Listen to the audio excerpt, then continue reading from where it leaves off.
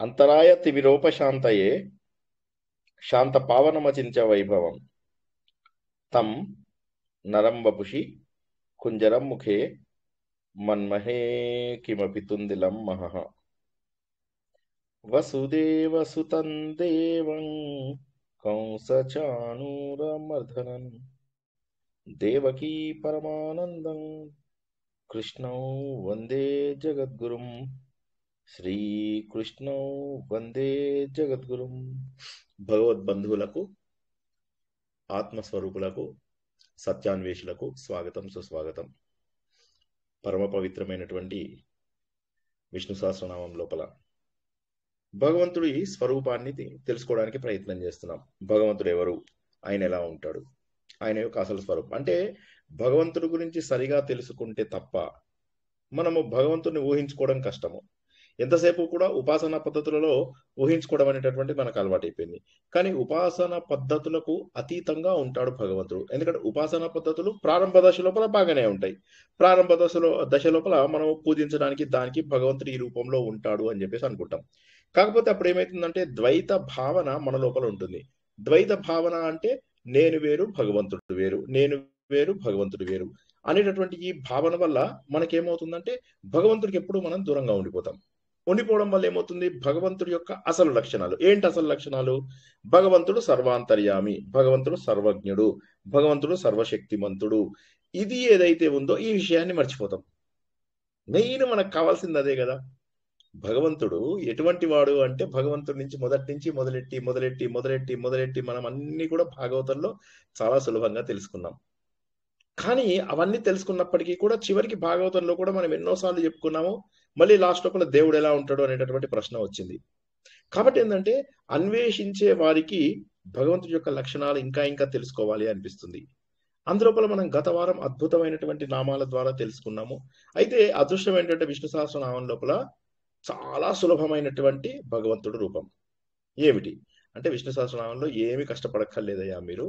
మీరు సింపుల్ గా భగవంతుని లక్షణాల ద్వారా గుర్తించండి. ఒక్క శ్లోకం చదివినా చాలు. ఎందుకంటే ఇది మొత్తం విష్ణు సహస్రనామం చదివిన దానితో సమానం అవుతుంది. కాబట్టి ఒక్క శ్లోకం చదవండి. ఎందుకు అన్ని శ్లోకాలు చదివి హడావిడిగా ఏదో పని ఉంది నాకు అని చెప్పేసి అనుకునే కంటే కూడా భగవంతుడి పైన ధ్యానం చేస్తూ ఒక్క శ్లోకం చదువుకున్నా చాలు. ఈరోజు మనం తెలుసుకునేది మరీచిహి. ఇప్పుడు మరీచిహి అంటే ఏంటి? ఇప్పుడు మరీచి అనే దానికి మనము చాలా రకాల అర్థాలు తెలుసుకుంటాం.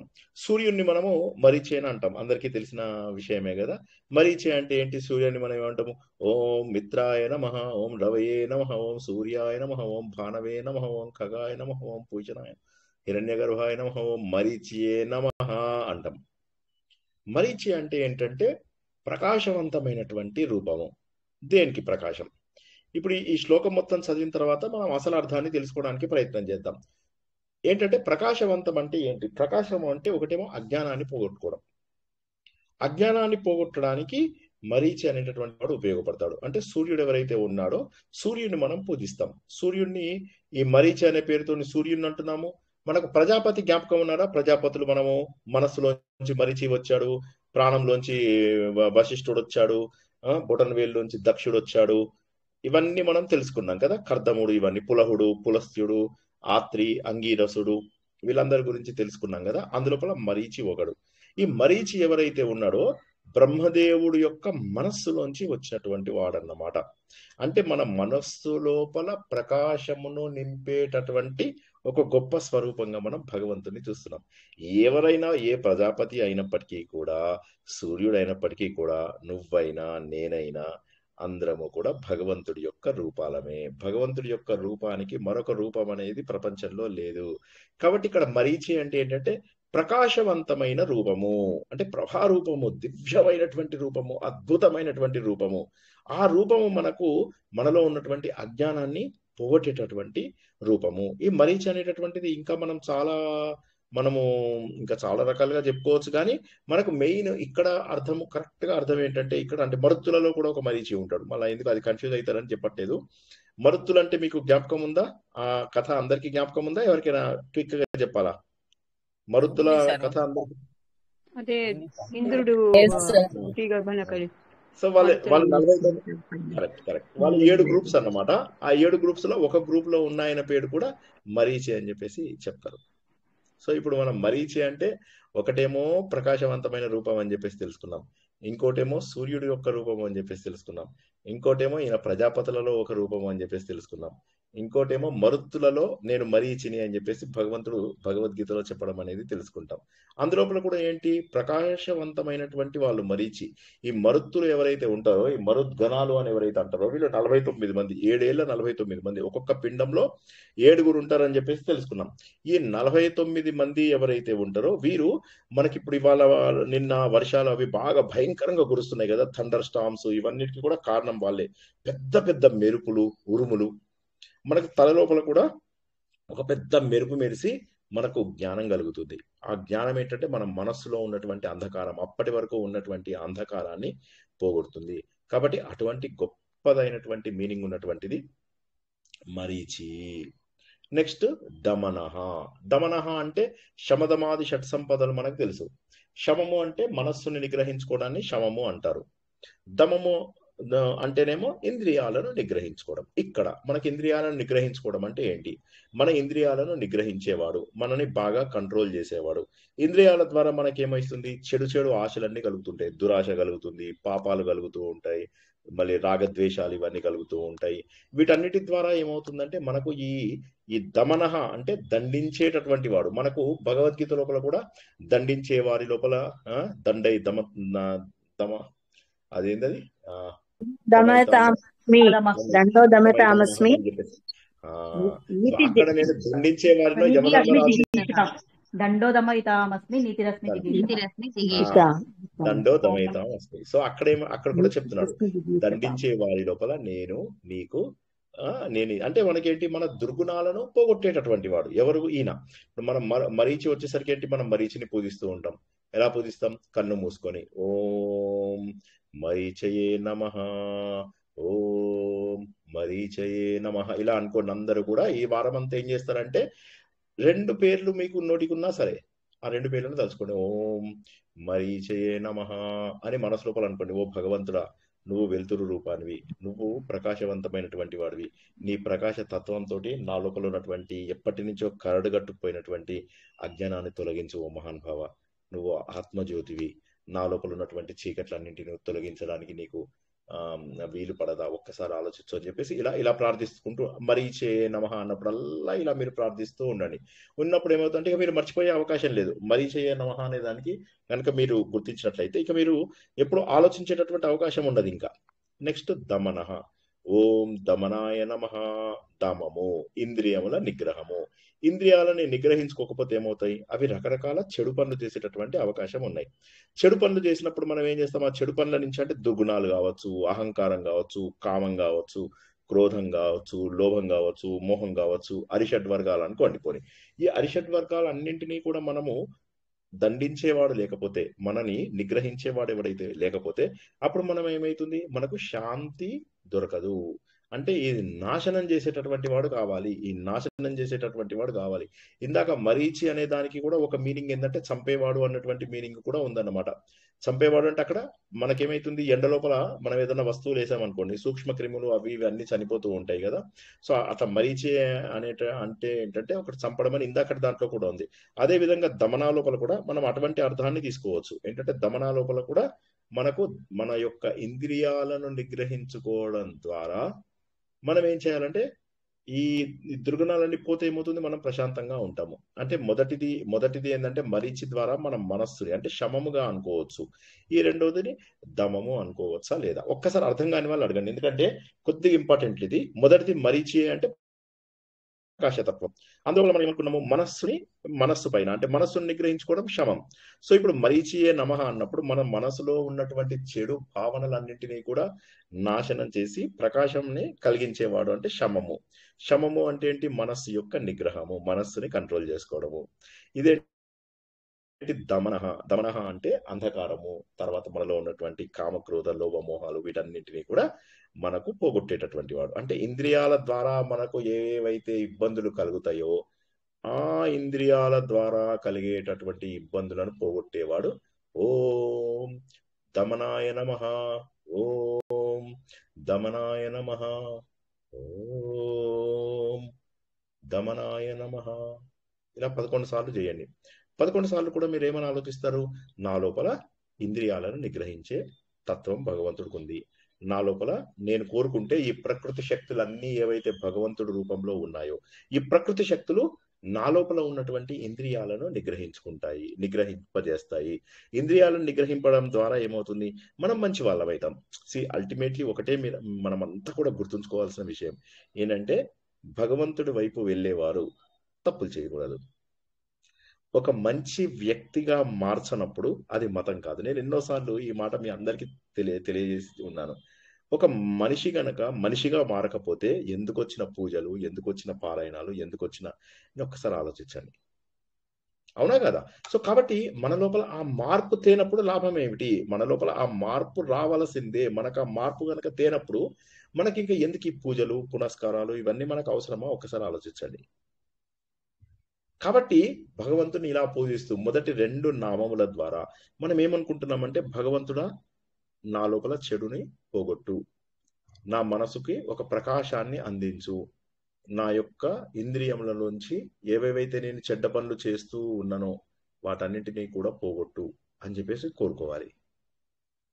ఓకేనా? సో ఇప్పుడు ఈ 2 నామములలో అర్థం కాని వాళ్ళు అడగండి. సార్ మరీచి అంటే ఇంకొక అర్థం కూడా చెప్పారు ఇందాక. మరీచి అంటే ఒకటేమో అంటే చంపడం, ప్రకాశం ఒకటి అంటే చెప్పారు. ప్రకాశవంతమైన దివ్యమైన అద్భుతమైన రూపమా సార్? మరీచి అంటే ప్రకాశవంతమైనటువంటి ఆ ప్రకాశమే 5 రకాలు చెప్పారు కదా సార్, ఏంటింది అవి? ఏమేం చెప్పాను? ఒకటేమో ప్రకాశం చెప్పాను, ఇంకోటేమో ప్రజాపతులలో మనస్సులోంచి వచ్చాడు అని చెప్పేసి మనస్సులోంచి వచ్చిన మరీచి అని చెప్పేసి బ్రహ్మదేవుడు అదొకటి చెప్పాను. సూర్యుడు అని చెప్పాను, సూర్యుడు చెప్పాను. మరుద్గణాలు ఒకటి చెప్పాను. మళ్ళా తర్వాత నజాయతే మ్రియతే వా కదాచిన్. మ్రియతే అంటే కూడా మరీచి.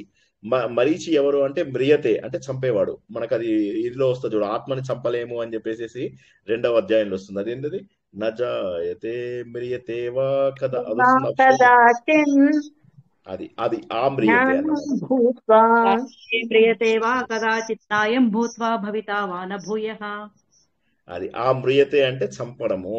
అంటే భగవంతుడు ఇక్కడ ఏం చేస్తున్నాడు అంటే మన లోపల మానసికమైనటువంటి వ్యాధులన్నింటినీ కూడా చంపడాన్ని కూడా మరీచి అని అంటారు. ఓకేనా? So right. ఇంకేమన్నా చెప్పానా? నేను ఇంతే అనుకుంటా, ఇవి చెప్పిన ఇంతే అనుకుంటా. అదే సార్, ప్రకాశం బ్రహ్మ మనస్సులో నుంచి వచ్చిన వాడు ప్రజాపతి, మరుతులు,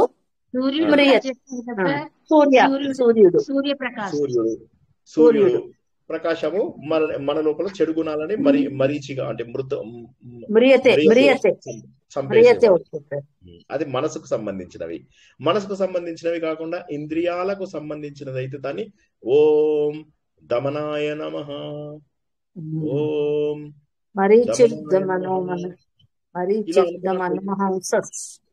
యా. సో మీరేంటంటే మొత్తం శ్లోకం చదవకండి ఎప్పుడు కూడా. మీరు వీలైనంత వరకు దీన్ని మంత్రంలాగా చదువుకోండి చక్కగా. ఎందుకంటే వారం మొత్తమే చదువుతున్నారు కాబట్టి ఒక్కొక్క మంత్రం 11 టైమ్స్ చదివారనుకోండి, మనకు 11 అనేటటువంటిది ఒక మంచి లక్షణం. ఎందుకు 11 అంటే ఏంటి? 10 ఇంద్రియాలు, ఒక మనస్సు, ఈ 11ంటిని మనం నిగ్రహించుకునేటటువంటి కాబట్టి ఈ 11 తోటి మీరు ఏంటంటే చక్కగా ముందుకెళ్ళేటటువంటి అవకాశం ఉంది. కాబట్టి ప్రతి మంత్రాన్ని 10 సార్లు ఇట్లాగా ఓం మరీచయే నమః, ఓం మరీచయే నమః ఇలా అనుకుంటూ వెళ్ళిపోండి. వెళ్ళినప్పుడల్లా మరీచి అనగానే ఓకే, నా మనసులో ఉన్నటువంటి అజ్ఞానాన్ని పోగొట్టేవాడు, సూర్యుడిలో ఏ విధంగానైతే అంటే ఇక్కడ అర్థం ఏంటంటే భగవంతుడు దారిలో వెళ్ళేవాడు జ్ఞాన మార్గంలోకి వెళ్తాడు. మనము ఎక్కడ తెలుసుకున్నా, ఏ శ్లోకం తెలుసుకున్నా, ఏది తెలుసుకున్నా భగవంతుడు మనని సరైన దారిలో పెట్టేవాడు, ధర్మబద్ధమైనటువంటి దారి లోపల పెట్టేవాడు అన్నటువంటి విషయాన్ని మనం గుర్తుంచుకోవాలి. ఎందుకంటే భగవంతుడు దారే సక్రమమైనటువంటి దారి. భగవంతుడి పనులు చేసే వాళ్ళు చెడ్డ పనులు చేయకూడదు. నిన్న తెలుసుకున్నాం మనం ఇలాంటి జనాలు ఉంటారో దేవుడి పేరు మీద. సో కాబట్టి ఏంటంటే దేవుడి మార్గంలోకి రావద్దు. కోరికల కోసం వచ్చే వాళ్ళందరూ చెడ్డ వాళ్ళే ఉంటారు. 99% మంది చెడ్డ వాళ్ళే ఉంటారు. కాబట్టి కోరికలతో కాకుండా మన లోపల వెలుతురు కావాలి, మనకు బుద్ధి కావాలి, మనకు జ్ఞానం కావాలి అని చెప్పేసి మనం కనుక కోరుకున్నట్లయితే భగవంతుని ఇప్పుడు బాగుంటుంది. ఒకసారి చిన్నప్పుడు ఏదో కథ చదువుకున్నాం అన్నమాట. దేవుడు కనిపిస్తే నీకు ఏం కావాలరా అని అంటే అడుగుతాడు టీచరు పిల్లాన్ని. అడిగితే వాడు అంటాడు, సార్ మంచిగా డబ్బులు కావాలని కోరుకుంటాను సార్ అంటే కొడతాడు, 2 కర్రతో కొడతాడు.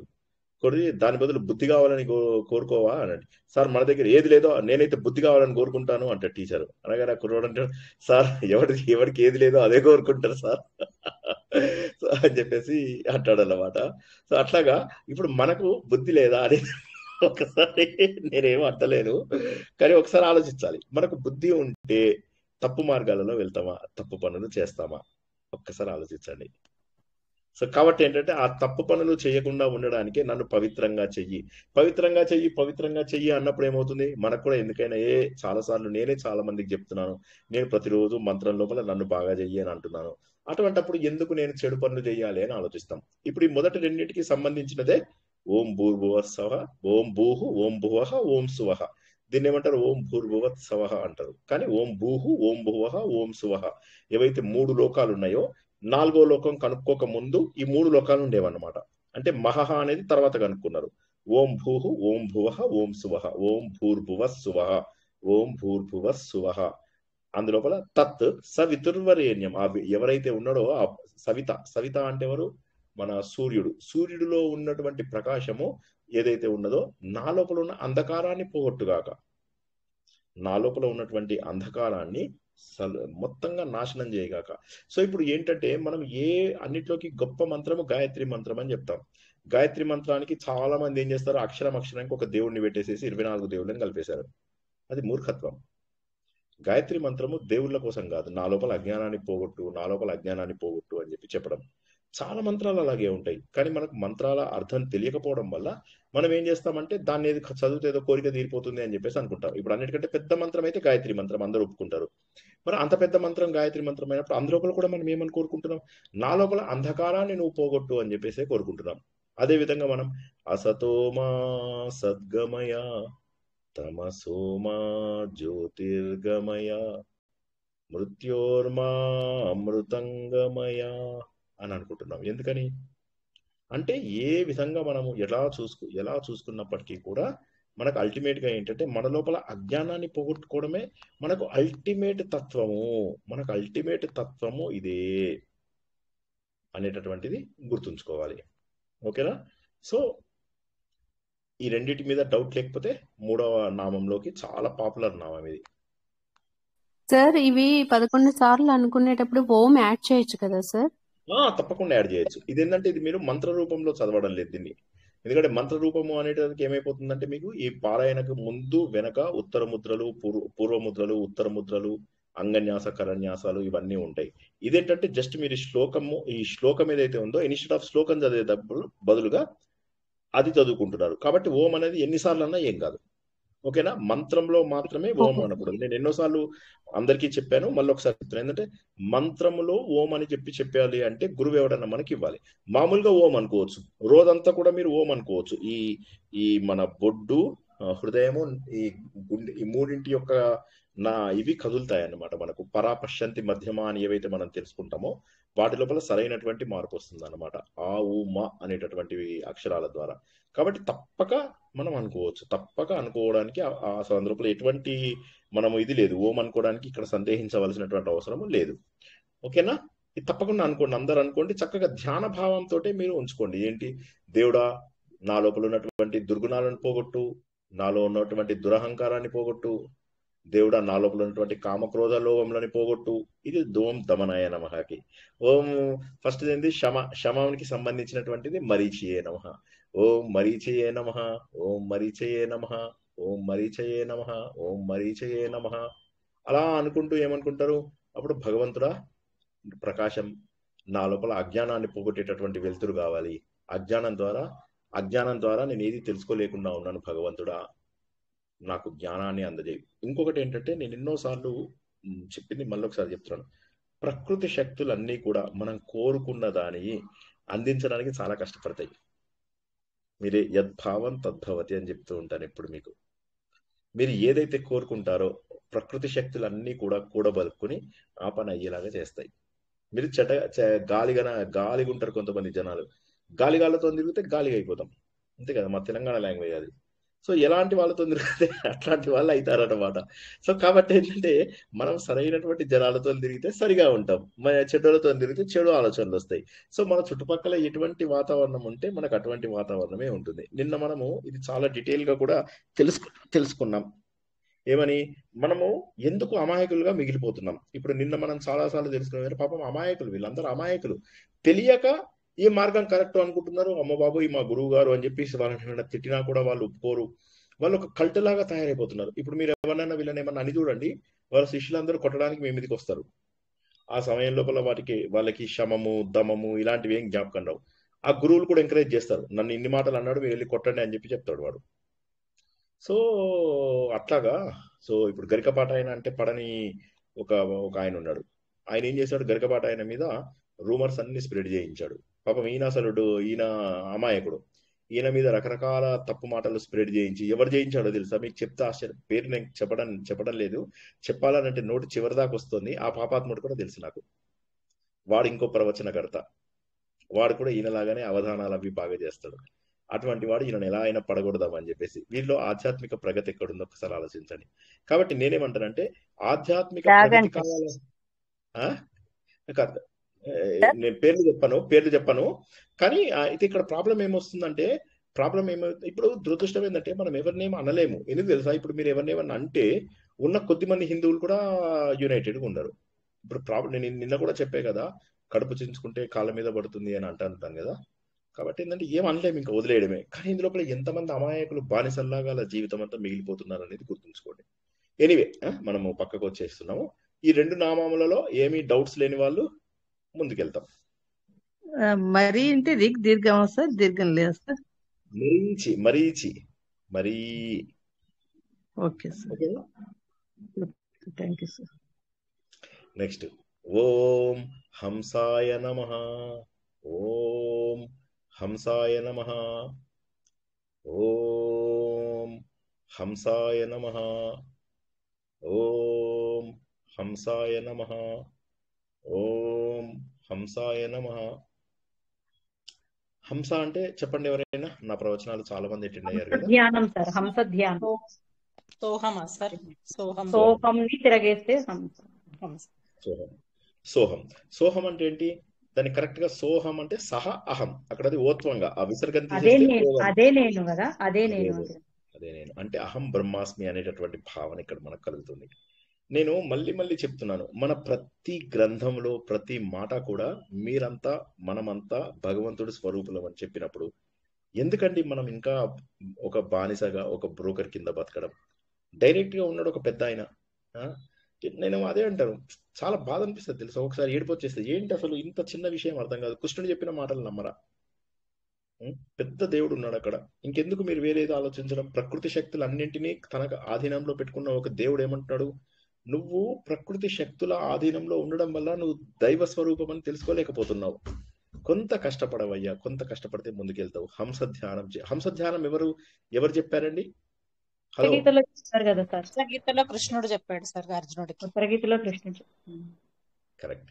అది మనం ఎన్ని వారాలు తెలుసుకున్నాం? 15 వారాలు తెలుసుకున్నాం. చెప్పండి, జీవితం మారాలా వద్దా? ఒక్కసారి ఆలోచించండి. అంటే మళ్ళీ నేను అంటే సార్ మళ్ళీ క్లాస్ పీకుతున్నాను అనుకోకుండా ఒక్కసారి ఆలోచించండి. భగవంతుడు ఎంత క్లియర్ గా చెప్పాడు, సోహం సోహం సోహం సహ అహం, అదే నేను. సా అంటే స్త్రీతత్వం, హా అంటే పురుషతత్వం. అంటే శివుడు శక్తి అనే ఇంకొక అర్థం కూడా తీసుకోవచ్చు మీరు. మళ్ళా చెప్తున్నా, జాగ్రత్తగానండి. ఇంగ్లీష్ లోపల షీ హీ అంటాం కదా, ఇంగ్లీష్ అనేది యాక్చువల్గా తెలుగు నుంచి వచ్చింది. అంటే తెలుగు నుంచి ఎట్లొచ్చింది? సంస్కృతం నుంచి ఎట్లొచ్చింది? సారీ, తెలుగు కాదు, సంస్కృతం. ఎట్లొచ్చింది సంస్కృతం అంటే యాక్చువల్గా సంస్కృత భాషనే అన్ని భాషలకు మూలము. అయితే అన్ఫార్చునేట్లీ ఏం జరిగిందంటే మనం ఆ క్రెడిట్ తీసుకోకపోవడం వల్ల ఏమైందంటే జర్మనీ లాంగ్వేజ్ మనలాగా పాపులర్ అయిపోయింది. సంస్కృతంలోంచే జర్మన్ వచ్చింది, కానీ ఒప్పుకోరు. ఫైనల్ గా సరే ఎంత ఒప్పుకుంటే అంతే అని చెప్పేసి అనేసరికి ఏమైందంటే ఫ్రెంచ్ అకాడమీ ఆఫ్ లాంగ్వేజెస్ అని ఉంటుంది అనమాట. వాళ్ళు ఐడెంటిఫై చేసిన లాంగ్వేజ్ లోపల ఇండో యూరోపియన్ లాంగ్వేజెస్ సిమిలారిటీ అని వాళ్ళు కొన్ని గ్రూప్స్ గా తయారు చేశారు. ఒక 78 గ్రూప్స్ తయారు చేశారు. ఆ 78 గ్రూప్స్ లో మన గ్రూప్ ఏమంటారు? Indo European. ఒకసారి చెప్పండి ఎవరన్నా, గట్టిగా అనండి. Indo European. అది గ్రూపు. ఈ ఇండో యూరోపియన్ గ్రూపులు సేమ్ అన్నమాట, లాంగ్వేజ్లు దాదాపుగా సేమ్. నేను ఇంతకు ముందు మీకు చెప్పాను చాలాసార్లు, ఇండో యూరోపియన్ మీకు మీకు ఇది కూడా చూపించి, గ్లోబ్ కూడా చూపించి చెప్పాను. ఇంకోసారి నేను ఏం చేస్తానంటే మళ్ళీ గ్లోబ్ చూపించి సాంస్క్రిట్ ఎలా ఎలా స్ప్రెడ్ అయింది, వేరు వేరు భాషలకు ఎలా వెళ్ళింది అనేది నేను మళ్ళీ ఒకసారి చూపిస్తాను మీకు. ఈ ఇండో ఇరానియన్ ఏదైతే ఉన్నదో, ఈ ఇండో ఇరానియన్ ఒకటే లాంగ్వేజ్. సో దీన్ని ఏమంటాడంటే ఇండో ఇరానియన్ లాంగ్వేజ్ అనడానికి మ్యాక్స్ ముల్లర్ ఒప్పుకోడు. మ్యాక్స్ ముల్లర్ మొదట్లో వచ్చింది చెడు ఉద్దేశంతో మన దేశంకి వచ్చినప్పటికీ కూడా మ్యాక్స్ ముల్లర్ ఏం చేశాడంటే కాంట్రిబ్యూషన్, మన సంస్కృతం కాంట్రిబ్యూషన్, తర్వాత మన వేదాల కాంట్రిబ్యూషన్ చూసిన తర్వాత అతని మనసు మారుతుంది అన్నమాట. అతను ఏం చేస్తాడు తెలుసా, అసలు ఇండో ఇరానియన్ ఏంది, ఆర్యన్ అంతే, ఈ లాంగ్వేజ్లన్నింటినీ ఆర్యన్ లాంగ్వేజ్లు అనాలి అంటాడు. అంటే ఇక్కడి నుంచి జర్మను, యూరోపియాలో ఉన్నటువంటి అన్ని లాంగ్వేజ్లు, యూరోప్ లోపల చివరిగా మీరు ఇటు లెఫ్ట్ సైడ్ వెళ్తే మీకు అది ఇది వస్తుంది, ఇది బ్రిటన్. ఆ బ్రిటన్ వచ్చేసరికి ఏమవుతుంది, ఆ బ్రిటన్ లోపల మీకు మాక్సిమం బ్రిటన్ దగ్గర స్కాట్లాండ్, ఐర్లాండ్, ఇంగ్లాండ్, ఈ వీటి గ్రూప్ లోపల, అందులోపల స్కాట్లాండ్ వరకు వెళ్తుంది. వెళ్ళిన తర్వాత అక్కడ కూడా సంస్కృత భాషనే. అక్కడి నుంచి మళ్ళీ ఏమైంది, ఆంగ్లో సాక్సన్ అనేటటువంటి ఒక గ్రూప్ ఆఫ్ లాంగ్వేజ్లు వచ్చాయన్నమాట. జర్మన్ లోపల కూడా రకరకాల మార్పులు వచ్చేసాయి. లో German, mid German, high German అని ఇలా లాంగ్వేజ్లు చాలా చేంజ్ అయ్యాయి. ఇదంతా ఎందుకు చెప్తున్నానంటే మన గొప్పతనం గురించి చెప్పడానికి. ఇప్పుడు ఈ హంసకు దానికి ఏమైనా సంబంధం ఉందా సార్ అంటే ఉన్నది, అదే చెప్తున్నా. ఇప్పుడు జర్ర ఓపిక పట్టుండి. ఏమైంది, అక్కడికి వెళ్ళిన తర్వాత మన అక్కడ ఆంగ్లో సాక్షన్ అంటే ఇంగ్లీష్గా మారిపోయింది, అది మిగతా వాటిలో వెళ్ళిపోయింది. అయితే ఇంగ్లీష్ లాంగ్వేజ్ లక్కీగా ఏమైందంటే అన్ని భాషల నుంచి తీసుకోవడం మొదలెట్టారు వాళ్ళు, చాలా ఫ్లెక్సిబుల్ గా చేసేసరికి ఏమైందంటే ఆ లాంగ్వేజ్ బాగా డెవలప్ అయింది. అందులోంచి ద్వివచనం బిగేశారు. ద్వివచనం ఇందులో అందరికీ తెలుసు కదా, ద్వివచనం, ఏకవచనము, బహువచనము, ద్వివచనము 3 ఉంటాయి సంస్కృతంలో. జర్మనీ అండ్ చాలా యూరోపియన్ లాంగ్వేజ్లలో ఉండేవి. సో అది ద్వివచనం ఇప్పటికీ కూడా జర్మనీలో ఉంటుంది, సంస్కృతంలో ఉన్నట్టే. అండ్ చాలా లాంగ్వేజెస్ లో దాన్ని తీసేశారు, ద్వివచనం తీసేశారు అనమాట. తీసేసిన తర్వాత ఏమైంది, ఇంగ్లీష్ అలా స్ప్రెడ్ అయిపోయింది. అందులోపల రకరకాల పదాలని వేరే దేశాల యొక్క భాషలని కూడా గుర్తించుకొని పెట్టారు. మరి ఇప్పుడు హంసకి ఏం అంటే ఇప్పుడు మళ్ళీ గుర్తుంచుకోవాల్సింది ఏంటంటే మనం నెగ్లెక్ట్ చేస్తున్నాం సంస్కృతం, కానీ మనం సంస్కృతం నెగ్లెక్ట్ చేయకూడదు. సంస్కృతం అంటే ఇప్పుడు ఈ ఏజ్ లోపల ఇక మీరు నేర్చుకొని పండితులు అవ్వే అవకాశం లేదు, కానీ ఎంత వీలైతే అంత నేర్చుకోండి, అంతే. ఏముంది, కొంత మరీ ఇది అవ్వకుండా కొన్ని అర్థమయ్యేలాగా విడదీసుకునే. ఇప్పుడు హంస అని ఉంది, దాన్ని సహ అహం అని చెప్పి విడదీసుకోగలిగేటటువంటి సామర్థ్యం వస్తే చాలు. నౌ కమింగ్ బ్యాక్ టు సోహం అంటే భగవంతుడే నేను అనుకున్నాం. భగవంతుడే నేను అనుకున్నప్పుడు ఏమవుతుంది, నా లోపల చైతన్య శక్తి వస్తుంది. మళ్ళీ ఒకసారి జాగ్రత్తగా వినండి. భగవంతుడే నేను అంటే నా లోపల ఒక చైతన్య శక్తి బలంగా ఉంటుంది. ఈ చైతన్య శక్తికి మనం ఏమంటామంటే ఎస్, సోహం లోపల సా వచ్చింది, హీ వచ్చింది, షీ వచ్చింది, హీ వచ్చింది. షీ అంటేనేమో అమ్మవారు, హీ అంటేనేమో అయ్యవారు. సార్ మీరు కొత్త లాజికులు తీస్తున్నారు సార్ అంటే నేనేం లాజికులు తీస్తలేను, ఇది ట్రూత్. మనలోంచే షీ, హీ అనేటటువంటి మన దగ్గర నుంచే వచ్చాయి. సో షీ అనేటటువంటిది సహా నుంచి, ఇక్కడ ఈ సా దా అనేటటువంటి అక్షరం నుంచి వచ్చినటువంటిది. అలా మనం గుర్తుంచుకున్నట్లయితే అయ్యవారి తత్వం, అమ్మవారి తత్వం, ఈ 2 తత్వాలను గనక కలిపినట్లయితే ఓకే, అది ప్రకృతి యొక్క శక్తి. స అంటే మనకు ఒక రకంగా అమ్మవారి రూపమని, హ అంటే అయ్యవారి రూపమని తెలుసు. దాన్ని సహ అహంలాగా తీసుకోకుండా ఉత్తగా స హ అని అంటే, హ అంటే భగవంతుడు తత్వము, స అంటే అందులో ఉన్నటువంటి చైతన్యము, శివ శక్తి ఏక రూపము, శివశక్తి ఐక రూపము అన్నటువంటి విషయాన్ని మనం ఇక్కడ గుర్తించవచ్చు. అర్థం కాని వాళ్ళు అడగండి, నేను ముందుకెళ్తా.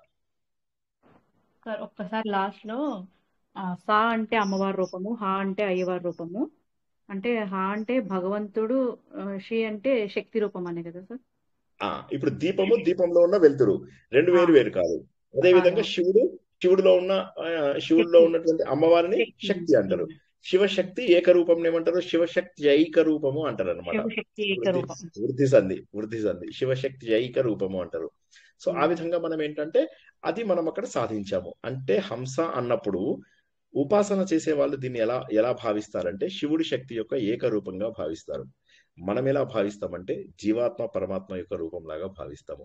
దేవుడు పురుషుడు, మిగతా వాళ్ళందరూ కూడా స్త్రీలు. దీన్ని మనము భాగవతంలో తెలుసుకున్నాము. శ్రీకృష్ణుడు తప్ప అసలు అక్కడ మగవాళ్ళు ఉండరు అన్నటువంటి విషయాన్ని మనం భాగవతంలో మనం భాగవత తత్వం తెలుసుకున్నాము. సో భగవంతుడు పురుషుడుగా భావిస్తే మిగతా వాళ్ళందరూ కూడా ఆకర్షితులయ్యే స్త్రీలు అనేటటువంటి భావనలోకి వస్తుంది. ఓం హంసాయ నమః. ఓం హంసాయ నమః. ఓం హంసాయ నమః. ఏమని ఊహించుకుంటారు? అక్కడ ఒక దీపం ఉంది. ఆ దీపం లోపల వెలుతురు వస్తుంది. ఒకటి శివుడు, ఇంకో అందులోంచి చైతన్యం, శక్తి ఇలా వస్తున్నది. పరమాత్మ నీ తత్వాన్ని నేను అర్థం చేసుకోవడానికి ప్రయత్నం చేస్తున్నాను స్వామి. నువ్వే సర్వవ్యాపి అయినటువంటి నీ లోపల నేను ఐక్యమైపోవాలి. నేను హంస అనేటటువంటిది మరేది కాదు. ఈ హంస అనేటటువంటిది నా జీవితం యొక్క ప్రయాణము, నా గమ్యము ఇదే. నా ప్రయాణము నా ధ్యానము, నా గమ్యము నువ్వే. కాబట్టి ఈ శ్లోకం మొత్తం కూడా మనకు ధ్యానం గురించే చెప్తుంది అన్న విషయం మనకు తెలుస్తుంది. మొదటి లోపల క్షమాధనాల గురించి చెప్తుంది. మొదటి లోపల సార్ చెప్పమ్మా. వీడియో సరిగ్గా ప్లే అవ్వట్లేదు సార్, మొత్తం ఇట్లా బ్లర్ వస్తుంది. నా మొహం కనిపించడం లేదా? అందరికి అలాగే వస్తుంది. మొహం కనిపించడం లేదా? కనపడుతున్నారు కానీ వర్షాల వల్ల చాలా చోట్ల బాగా బ్లర్రీగా, వర్షాలు పడుతున్నాయి. చాలా బ్లర్రీగా ఉంది సార్. ఒకసారి ఆఫ్ చేసి బ్లర్రీగా మళ్ళీ జాయిన్ అవుతాను. ఆఫ్ చేసి నా వాయిస్ పోనీ ఎలా ఉంది చెప్పండి. సార్ బానే ఉంది సార్, వాయిస్ చాలా క్లియర్ గా ఉంది. ఫేస్ కూడా పర్వాలేదు. సో వీడియో అంటే కూడా నేను పర్వాలేదు. అంటే లేదు నేను ఫేస్ గురించి మామూలుగా పర్టికులర్ ఉన్నాను. ఇవాళ ఎందుకు పర్టికులర్ ఉంటానంటే ఒక పెద్ద అచీవ్మెంట్ అయింది. ఏమైందంటే నేను చాలా గ్రేట్ అచీవ్మెంట్ ఇది, అంటే వన్ ఆఫ్ ద వండర్ఫుల్ ఇవన్నమాట. ఏమైందంటే నేను ప్రతిరోజు మెట్రో ఎక్కుతాను. అయితే ఒక 1 year బ్యాక్ ఏమైందంటే మెట్రో ఎక్కినప్పుడు సీనియర్ సిటిజన్ అది ఉంటుంది కదా, అక్కడే ఖాళీగా ఉంది, మిగతా చోట ఖాళీ లేదు. ఇప్పుడు 40 నిమిషాలు ఎవరు నిలబడతారు అని చెప్పి వచ్చినప్పుడు లేపినప్పుడు లేద్దాంలే అని కూర్చున్నాను అనమాట 1 year బ్యాక్. లేపితే అప్పుడు ఎవరు లేపలేదు సరిగదా. నెక్స్ట్ డే నుంచి నేను వస్తే లేచి సీట్లు ఇవ్వడం మొదలెట్టారు అన్నమాట, రాను పోను కూడా. సరే వాళ్ళు ఇస్తే తీసుకోవడం ఏముందని చెప్పేసి తీసుకునేవాడిని. సో ఇన్నాళ్ళ పాటు ఇక నేను సీనియర్ సిటిజన్ గా నేను యాక్సెప్ట్ చేసేసాను, నన్ను నేను యాక్సెప్ట్ చేసేసుకున్నాను, హ్యాపీగా ఉన్నాను. సరిగ్గా మన హ్యాపీ బర్త్డే ముందునే ఏమైపోయిందంటే ఇవాళ డైరెక్ట్ గా ఇవాళ నేను కూర్చోగానే ఒక పెద్ద ఆయన వచ్చి ఇది సీనియర్ సిటిజన్ సీటు అని చెప్పేసి లేపాడు. లేకపోతే అందరూ ఏమో లేచేటప్పుడు కొంచెం కోపంగా లేస్తారు కదా, నేనేమో ఆనందంగా సంతోషంగా లేచాను అనమాట. లేచి నేను సీనియర్ సిటిజన్ కాదన్నమాట అయితే అని అందరూ చూస్తున్నారు, వీడు ఎందుకు ఇంత ఆనందంగా ఉన్నాడు ఇవాళ సీటు. నిజంగా మీ బర్త్డేనా ఈరోజు? ఉంది, తర్వాత ఎప్పుడో ఉంది కానీ చెప్తున్నా ముందు అని అన్నాను అందుకే. సో అయితే ఆ విధంగా ఏమవుతుందంటే గమ్మత్తైన విషయం ఏంటంటే అది ఒకటి జరగడం చాలా సంతోషం అనిపించింది. సో ఇప్పటి నుంచి నేను I'm not senior citizen anymore. Feel అయిపోయారు. సార్ 10 years తగ్గించేశారు సార్ అయితే. సో ఇప్పుడు వాళ్ళు చూసారు యంగర్ అనమాట. వాళ్ళు 1 year యంగర్ అనుకోలే. వాళ్ళు ఏమంటున్నారు, ఆయన కోపంగా కూడా చెప్తున్నాడు ఇది సీనియర్ సిటిజన్ సీటు, ఇక్కడ ఎందుకు కూర్చున్నారని. అంటే ఓ సారీ అని చెప్పేసి నేను ఆనందంగా ఇలాగా ఇవాళ నుంచి నేను సీనియర్ సిటిజన్ కాదు అని చెప్పేసి లేస్తుంటే అందరూ చూసి ఆశ్చర్యపోతున్నారు ఎందుకు సంతోషంగా ఉన్నాడు అని చెప్పేసి. అది సో కాబట్టి అందుకోసం అని చెప్పి నా ఫేస్ కనిపించట్లేదా అని బాధపడ్డాను అనమాట. ఒకసారి లీవ్ అయ్యి మళ్ళీ జాయిన్ అవనా, లీవ్ అయ్యి మళ్ళీ జాయిన్ అవనా, చూస్తారా? బానే ఉంది. ఒకటే సెకండ్, ఈసారి ఫేస్ బాగాలేకపోతే పోనీ ఏం పర్వాలేదు, నా వాయిస్ వినిపిస్తుంది కదా అది చూడండి, ఓకేనా? కనీసం రికార్డింగ్ లో అయినా నా ఫేస్ బాగా వస్తుందని ఆశిద్దాం, సరేనా? ఎందుకంటే ఎలా వస్తుంది, కొంచెం వాయిస్ కూడా బ్రేక్ అవుతుంది. ఓ వాయిస్ కూడా బ్రేక్ అవుతుందా? సార్ వాయిస్ క్లియర్ గా ఉంది సార్. సౌండ్ వస్తుందండి వాయిస్. ఏమో మరి ఒకళ్ళకి బాగుంది ఒకళ్ళకి బాగాలేదు కదా. సార్ ఒకసారి లీవ్ అయ్యి రండి సార్, సరిపోతుంది.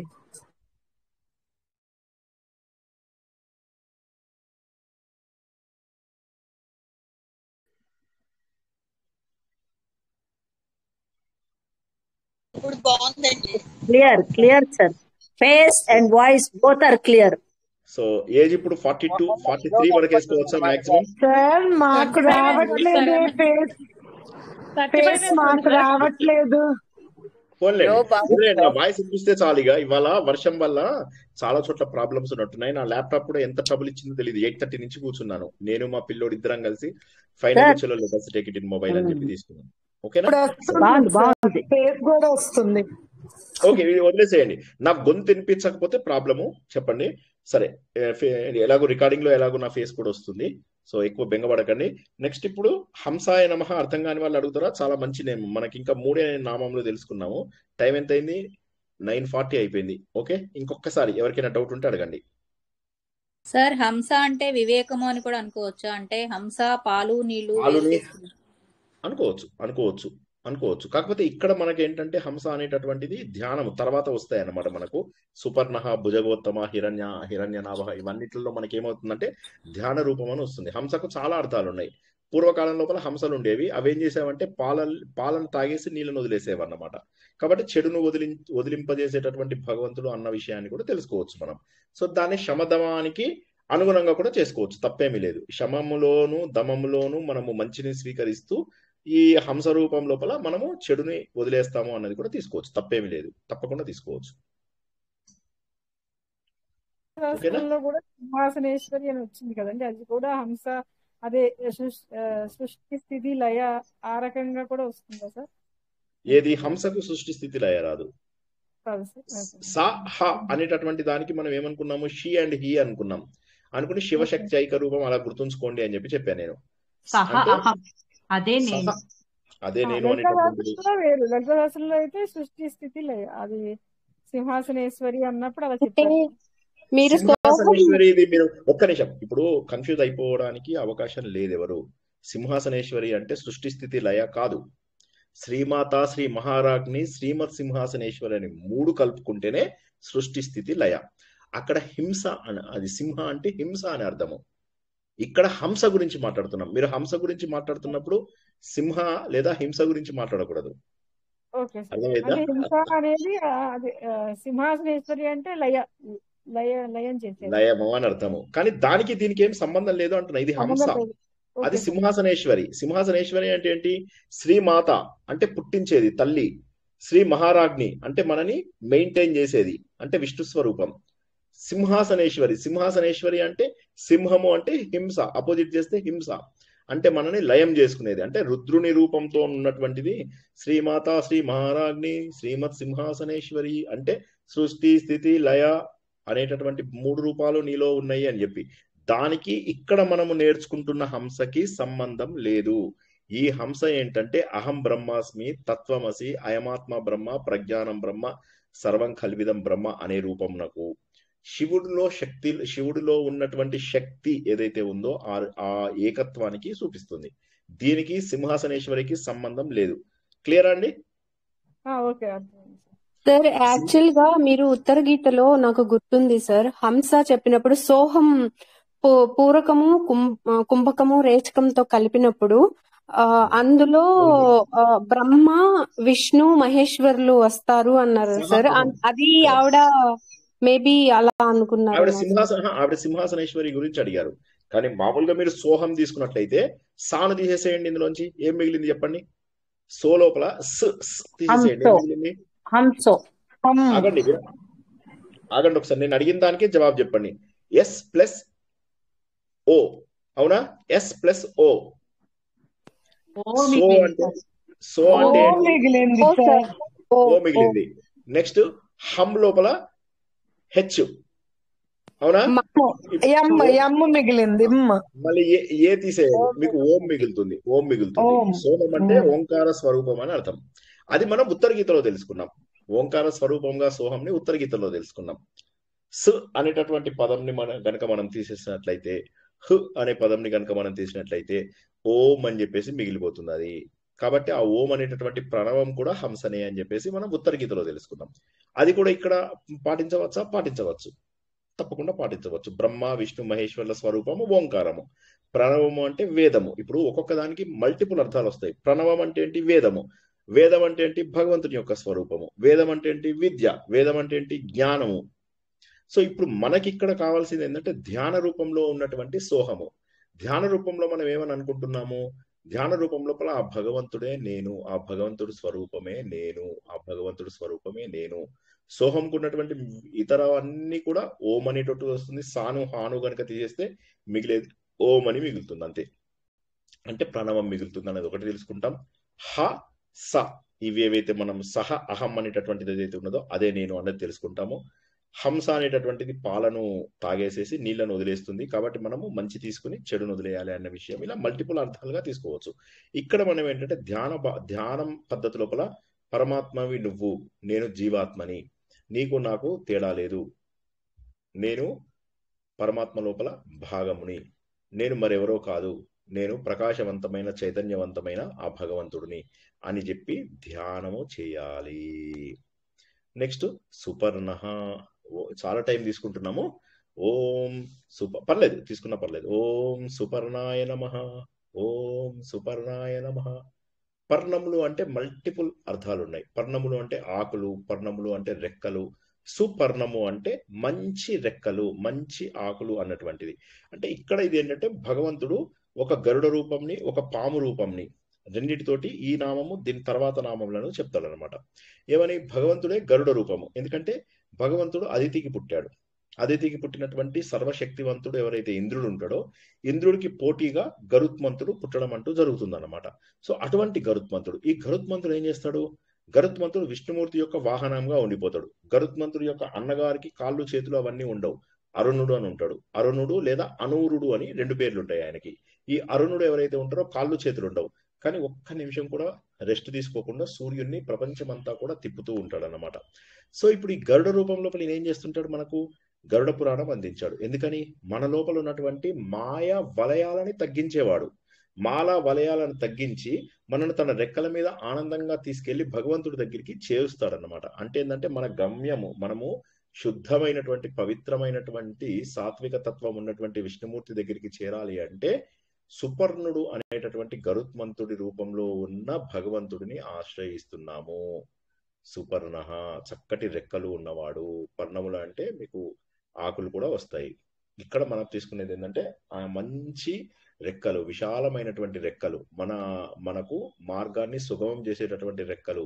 వాటిపైన మనము శుద్ధ స్వరూపమైనటువంటి భగవంతుడి వైపుకి చేరుకుంటాము. సింపుల్ గా ఒక్క మీనింగ్ లో చెప్పాలి అంటే గరుత్మంతుడి రూపము అని చెప్పి చెప్తాము. కానీ మన ధ్యాన రూపంకి ఎలా ఉపయోగించుకుంటాము? నాకు ఈ ఈ ఈ ధ్యానము ద్వారా నేను భగవంతుడి దగ్గరికి సాత్విక లక్షణానికి చేరుకుంటూ ఉంటాను. నా ధ్యానం అనేటటువంటి పద్ధతి ద్వారా నేను సులభమైనటువంటి దారిలో ఏదైతే వైకుంఠము అని అంటామో, నిశ్చలమైనటువంటి తత్వం ఉండేటటువంటి వైకుంఠానికి నేను చేరుకుంటాను అని చెప్పడానికి ఓం సుపర్ణాయ నమః అంటారు. నెక్స్ట్ ఓం భుజగ ఉత్తమ. ఓం భుజగ ఉత్తమ. ఓం భుజగోత్తమాయ నమః. ఓం భుజగోత్తమాయ నమః. ఓం భుజగోత్తమాయ నమః. ఇలా 11 టైమ్స్ అనుకోండి. అనుకుని ఏం చేస్తారు? భుజగము అంటే పాము, ఇందులోపల ఉత్తమము. ఇక్కడ ఏమైతుంది? మనకు మల్టిపుల్ వేస్ లోపల గుర్తించవచ్చు. ఒకటి ఏంటంటే శివతత్వం. పాము అనేటటువంటిది శివతత్వము చెప్తుంది. పాము అనేటటువంటిది ఏదైతే విష్ణుమూర్తికి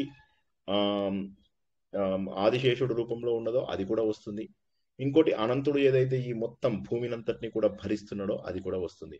అంటే ఏంటంటే శక్తివంతుడివి, నువ్వు శక్తివంతుడివి. ఆ చైతన్యము, ఆ శక్తివంతమైనటువంటి దాని ద్వారా నా శరీరంలో కుండలిని ఏదైతే ఉంటుందో అది కూడా ఇట్లా పాము రూపంలో ఉంటుంది. ఇలా ఇలా 3 చుట్టలు తిరిగినటువంటి, రివర్స్ తిరిగినటువంటి పాము లాగా ఉంటుంది. సో నేను ఈ ధ్యానం చేస్తుంటే ఇలాగా పాము రూపంలో నా లోపల చైతన్యం పెరుగుతూ భగవంతుడి యొక్క రెక్కల మీద నేను ఇలా పైకి వెళ్తూ వెళ్తూ వెళ్తూ వెళ్తూ నా లోపల ఉన్నటువంటి ఇంద్రియాలను నిగ్రహించుకుంటాను. నా లోపల ఉన్నటువంటి మనస్సును నిగ్రహించుకుంటాను. నేనే భగవంతుడనని తెలుసుకుంటాను. మళ్ళొక్కసారి చెప్తా, అందరు జాగ్రత్తగా వినండి. అర్థం కాకపోతే ఆపేసేయండి. కుండలిని రూపం. కుండలిని అంటే భుజగోత్తముడు. నా శరీరంలో ఉన్న కుండలిని నేను సోహం సోహం సోహం సోహం అని ధ్యానం చేస్తున్నాను. అప్పుడేమవుతుంది? నన్ను చాలా సులభంగా, అందుకే చాలా మందికి ఏమవుతుందంటే ధ్యానం చేసే వారికి ఈ లోపల కొన్ని తరంగాలు కదులుతున్నట్టుగాను, రెక్కలు కొట్టుకుంటున్నట్టుగాను, మనము గాలిలో లేచిపోతున్నట్టుగాను, మీరు ఏ ధ్యానం చేసే వ్యక్తికైనా కొద్దిసేపు అంటే స్టార్టింగ్ లోపల ఇటువంటి ఫీలింగ్స్ రావడం 100% వస్తాయి. ఇటువంటి ఫీలింగ్స్ లోపల కదులుతున్నట్టు. అది మనమేమో గరుత్మంతుడు రూపము. కుండలిని అంటేనేమో పాము రూపము, అంటే పాముని. ఈ భుజగోత్తమ అంటేనేమో కుండలిని రూపము. మనలో వచ్చేటటువంటి అనుభవాలు గరుత్మంతుడి రూపము. మనం చేస్తున్నటువంటిది సోహం. మనం పోగొట్టుకుంటున్నవి ఏవైతే ఉన్నాయో, ఇది చక్రంలో మనం కుండలిని ఇలా పైకి వెళ్తున్నా కొద్ది ఏమవుతుందంటే మన లోపల చెడు లక్షణాలు వెళ్ళిపోతూ ఉంటాయి. ఒక్కొక్క చక్రము క్రాస్ అవుతున్న కొద్దీ మనకు భూమి తత్వము, తర్వాత అగ్నితత్వము, వాయుతత్వం, వీటన్నిటిని క్రాస్ అవుతూ వెళ్తాము. వెళ్ళినప్పుడు ఏమవుతుంది? శమము దమము అనేటటువంటివి నిగ్రహింపబడతాయి. అంటే ఇంద్రియాలపైన నిగ్రహం మంచిది వస్తుంది. తర్వాత మనస్సు పైన నిగ్రహం వస్తుంది. ఇంద్రియాలపైన నిగ్రహం వస్తే దాన్ని ఏమంటామని అనుకున్నాం ఇందాక? దమనః. దమనః. మళ్ళీ మనసు పైన నిగ్రహం వస్తే ఏమంటాం దాన్ని? శమాయ నమః లేదా మరీచయే నమః. ఓం మరీచయే నమః అంటే సోహం అని ధ్యానం. ఇది ఇప్పుడు ఈ శ్లోకం అర్థమైందా మీ అందరికీ కూడా? ధ్యాన రూపము. సో దీన్ని ఏం చేస్తాం? సోహం అంటే గాలి తీసుకున్నప్పుడు సోహం అంటే గాలి విడిచినప్పుడు హం. కరెక్ట్, అంతే కదా? Correct, correct. సహ అహ. హ అంటేనేమో ఉశ్వాస.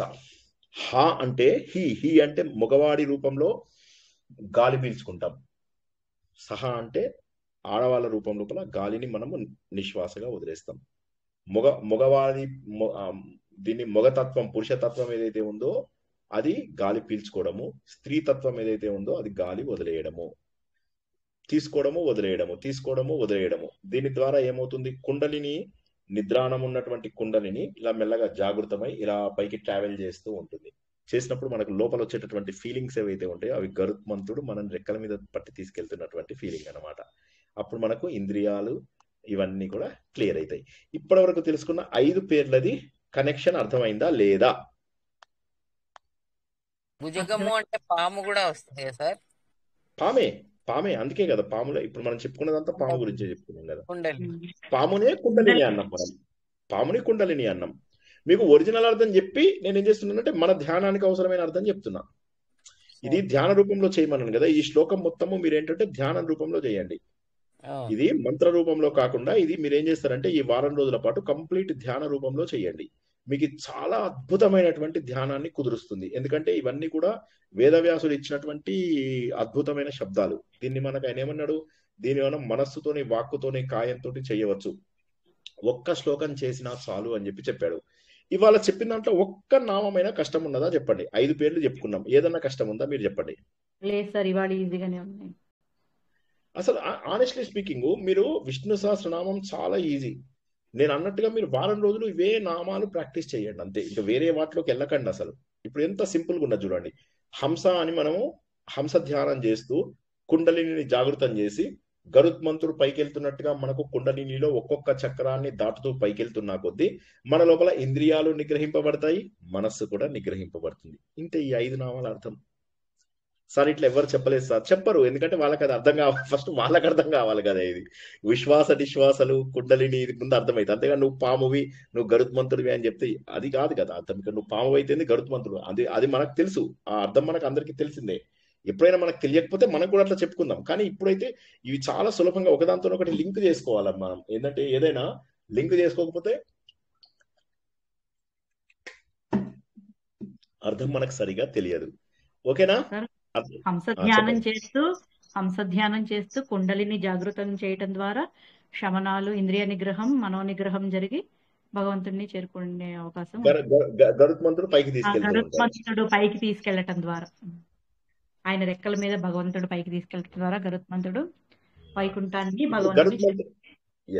గరుత్మంతుడు ఇలా రెక్కల మీద తీసుకెళ్లడము అంటే మీనింగ్ ఏంటి అంటే ఏంటంటే సుపర్ణ అంటే మనకి ఏమవుతుందంటే లోపల ఉన్నటువంటి మన చక్రాలు ఒక్కొక్క చక్రంని క్రాస్ అవుతూ ఉంటాం. అంటే మాయా వలయాలను ఛేదించుకుంటూ నేను నీ సహాయంతో నేను అలా పైకి వెళ్తూ ఉన్నాను. ఒక్కొక్క చక్రం దగ్గర ఈ చక్రాలు పవర్ హౌసెస్. మనం చేసినటువంటి పాపములు కానీ, పుణ్యములు కానీ, వాసనలు కానీ, సంస్కారాలు కానీ అన్ని కూడా దీని చుట్టూరుగా చేరుతాయి అన్నమాట. మీరు దేవుడిని పూజ చేసినా ఇవే క్లీన్ అవుతాయి, మీరు మంచి పని చేసినా ఇవే క్లీన్ అవుతాయి, మీరు జ్ఞాన మార్గంకి వచ్చినా ఇవే క్లీన్ అవుతాయి. అల్టిమేట్ గా మీరు క్లీన్ చేసుకోవాల్సింది ఏంది? ఓన్లీ కుండలిని. అందుకోసం అని చెప్పి రాజయోగంలో ఏం చేశారంటే ఈ 3 పద్ధతులు కాదు, డైరెక్ట్ గా రాజయోగం ద్వారా ఎంత వీలైతే అంత క్లీన్ చేసుకుందామని క్లీన్ చేసేసి సహస్రారం దాకా తీసుకొచ్చేస్తారు. సహస్రారం బ్రేక్ అవుతుంది కరెక్టే, సహస్రారాన్ని బ్రేక్ చేస్తారు. బ్రేక్ చేసినా కూడా వాళ్ళ లోపల ఇంకా జ్ఞానం వస్తుంది అన్న గ్యారంటీ లేదు. అందుకని చెప్పేసి ఆయన ఏమన్నాడు? మనము భాగవతంలో 2వ అధ్యాయంలో మనకేమన్నాడు? అది మంచి పద్ధతి అని ఒప్పుకుంటాడు ఆయన. శుకబ్రహ్మ ఏమంటాడు? కరెక్టే, రాజయోగం మంచిది. రాజయోగం అంటే మెడిటేషన్ మెథడ్. ఇప్పుడు ఇందాక నేను చెప్పిన మెథడ్ ఎలా చేస్తాం మనము? మెడిటేషన్ ఇలా కింది నుంచి ఇలా ఇలా ఇలా ఇలా ఇలా మెల్లగా పైకి వెళ్తాం. పైకి వెళ్ళేసి ఒక్కొక్క చక్రం కాస ఓం రం యం లం వం మంత్రాల ద్వారా ఒక్కొక్క దానికి నేను ఒకరోజు నేర్పిస్తాను. ఆ మంత్రాలకి ఒక్కొక్క దానికి ఒక్కొక్క ముద్ర ఉంటుంది. ఆ ముద్ర ద్వారా మనం చేస్తూ ఉంటే మనకు తెలిసిపోతూ ఉంటుంది. అంటే అది తెలియకపోవడం అసలు అవుట్ ఆఫ్ క్వశ్చన్. ఎంత అనామకుడికి కూడా తనలో వస్తున్న మార్పులు తెలిసి తీరుతాయి. కాకపోతే చెప్పమ్మా, అంటే ఎవరు అడుగుతున్నారు? ముద్రలు లేకుండా లం వం రం యం వం హోం చేయకూడదు చేయొచ్చా సార్? చేయకూడదు చేయకూడదా? చేయకూడదు. వాటికి కొన్ని ముద్రలు ఉంటాయి. ఆ అంటే ముద్రల ముద్రలు ద్వారా మీకు ఒక్కొక్కటి చేసుకుంటూ కొన్ని రోజులు చేసుకుంటూ ముద్రలను మార్చుకుంటూ అట్లా చేసుకుంటూ వెళ్ళాలి లేదు, ఒకే రోజు నాడు ప్రతిరోజు కూడా మీరు అన్ని చక్రాల ధ్యానము చేసేయవచ్చు. చేసేయచ్చు, కానీ ముద్రలు మారుస్తూ ఉండాలి. మీకు అది గుర్తుంచుకోవడానికి నేను పద్ధతి కూడా చెప్పాను. ఓం హయర్ అవలి అని చెప్పేసి చెప్పాను. అవును, చెప్పారు సార్, హయ్యర్ అవలి చెప్పారు. అవి చేసాము చాలా రోజులు, కానీ ముద్రలు వేయలేదు సార్. ముద్రలు చూపిస్తా అన్ని ముద్రలు చూపించి చెప్తాను. సార్ ఓం హంసం హంస అని అది ఓం హయ్యర్ అవలి అంటారు కదా సార్, హంసం హంస అని.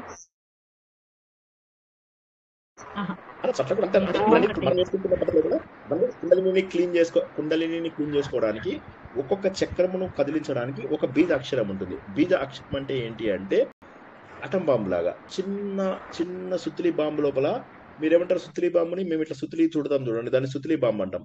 ఆ సుత్తిలి బాంబు లోపల కట్టేసి ఉంటుంది. దాన్ని ఏం చేస్తారు, ఒక్కసారిగా అంటించగానే ఇలా పేలుతుంది, విస్ఫోటనం వస్తుంది. అదే విధంగా బీజ అక్షరాలు అంటే ఏంటంటే అందులోపల కొంత శక్తి ఇమిడి ఉంటుంది. ఆ శక్తిని ఏం చేస్తామంటే మనము అది చదవడం ద్వారా అది ఇగ్నైట్ చేస్తాం అన్నమాట. ఇగ్నైట్ చేయడం ద్వారా ఏమవుతుంది, అందులో ఉన్నటువంటి శక్తి బాగా పెద్దగా వస్తుంది. అయితే చాలా మంది బీజాక్షరాలు ఎందుకు చెప్పరు క్వశ్చన్ ఇక్కడ. అంటే ఈ రోజుల్లో ప్రతి అడ్డమైన వాడు చెప్తున్నాడు, అది వదిలేయండి. ఎందుకు చెప్పరు అంటే వాళ్ళు ఏం చేస్తారంటే బీజాక్షరం డైరెక్ట్ గా చెప్తే అది తట్టుకోగలిగేటటువంటి సాధన ఉన్నటువంటి వాళ్ళకే చెప్పగలుగుతారు. అందుకోసం ఏం చేస్తారంటే కొన్ని అక్షరాలను కాంపెన్సేట్ చేయడం కోసం ఇటు కొన్ని అక్షరాలు అటు కొన్ని అక్షరాలు కొన్ని మామూలు అక్షరాలు కూడా చెప్తారు. చెప్పినప్పుడు ఏమవుతుందంటే ఇందులో వచ్చే వైబ్రేషన్ ఇంపాక్ట్ ఏదైతే ఉంటుందో ఈ పక్క రెండు కూడా కొంతవరకు తగ్గిస్తాయి. అంటే మీకు 1000 volts షాక్ తగిలే బదులుగా మీకు రెసిస్టెన్స్ అని ఉంటుంది. ఇప్పుడు మీరు ఎలక్ట్రిసిటీ లోపల మీరు ఎంత రెసిస్టెన్స్ పెడితే, రెసిస్టెన్స్ అంటే ఏంటంటే బల్బులు, ఉదాహరణకి ఇప్పుడు మీకు ఎలక్ట్రిసిటీ పాస్ అవుతుంటుంది కదా, మీరు అక్కడ 20 watts బల్బు పెడితే 20దే వెలుగుతుంది, 100 watts పెడితే 100ది వెలుగుతుంది. దాని రెసిస్టెన్స్ ఉంటుంది అనమాట. అక్కడ ఆ రెసిస్టెన్స్ ని ఓం అని అంటారు. ఇట్లా ఓం అని ఇలా ఉంటుంది. చూసారా రెసిస్టెన్స్ ని దేంతో కొలుస్తున్నారో? రెసిస్టెన్స్ కి యూనిట్ ఏంటండి? ఓం సార్. సో మనని అందరు కాపీ కొట్టిండు. మన లోపల ఎవడు కాపీ కొట్టినా మన దగ్గర నుంచే కాపీ కొట్టిండు. సో అయితే ఆ ఓం అనేటటువంటిది ఏంటంటే ఎంత శక్తిని తీసుకోగలిగితే అంత శక్తి. సో ఇవన్నీ మీకు తర్వాత చెప్తాను. సరే ఎలాగో టాపిక్ వచ్చింది కాబట్టి చెప్తున్నాను. సో అప్పుడు ఏమవుతుందంటే ఈ శక్తి బీజ అక్షరం అనే దాంట్లో ఏదైతే ఉంటుందో కొన్ని అక్షరాలు అంటే ఇప్పుడు పెద్దగా, ఇప్పుడు ఫర్ ఎగ్జాంపుల్ వేదం మొత్తం చదవాలి, వేదం మొత్తం నాకు చదవడం కష్టము. మరి అప్పుడు ఏంటి అంటే ఓంకారం ఒకటి చేస్తే వేదం సరిపోయినట్టు. వేదము ఎంతైతే విస్తారమైనటువంటి వేదం ఉందో ఆ వేదం యొక్క సంక్షిప్త రూపం ఏమంటారు? ప్రణవము అంటారు. ఈ ప్రణవం యొక్క విస్తార రూపం ఏమంటారు? వేదము అంటారు. ఎవరైనా ఒకసారి రిపీట్ చేస్తారా? హలో, ఎవరైనా ముగ్గురు నలుగురు రిపీట్ చేసి చెప్పండి. వేదం యొక్క సంక్షిప్త నామము ఓం, ఓం యొక్క విస్తారం వేదాలు. ఇంకొకరు ఓం నాభి నుంచి తీసుకోవాలన్నా? ఓం నాభి నుంచి తీసుకోవాలి. నేను చెప్తాను. ఫస్ట్ నేను అడిగిన దానికి జవాబు చెప్పండి. 5 కూడా చెప్పండి. ఓంకారం చేస్తే వేదాలన్నింటినీ చదివినట్లు సార్. ఓంకార ప్రాణం ద్వారా అదే వేదాలని మననం చేసుకున్నట్లు అవుతుంది. అంటే వేదాలని ఓంకారము వేదాలతో సమానం అన్నారు. మణి గారు చెప్పండి. బ్రహ్మ విష్ణు మహేశ్వర స్వరూపం సార్ ఆదిశక్తి. కాదు ఇప్పుడు నేనేం చెప్పాను?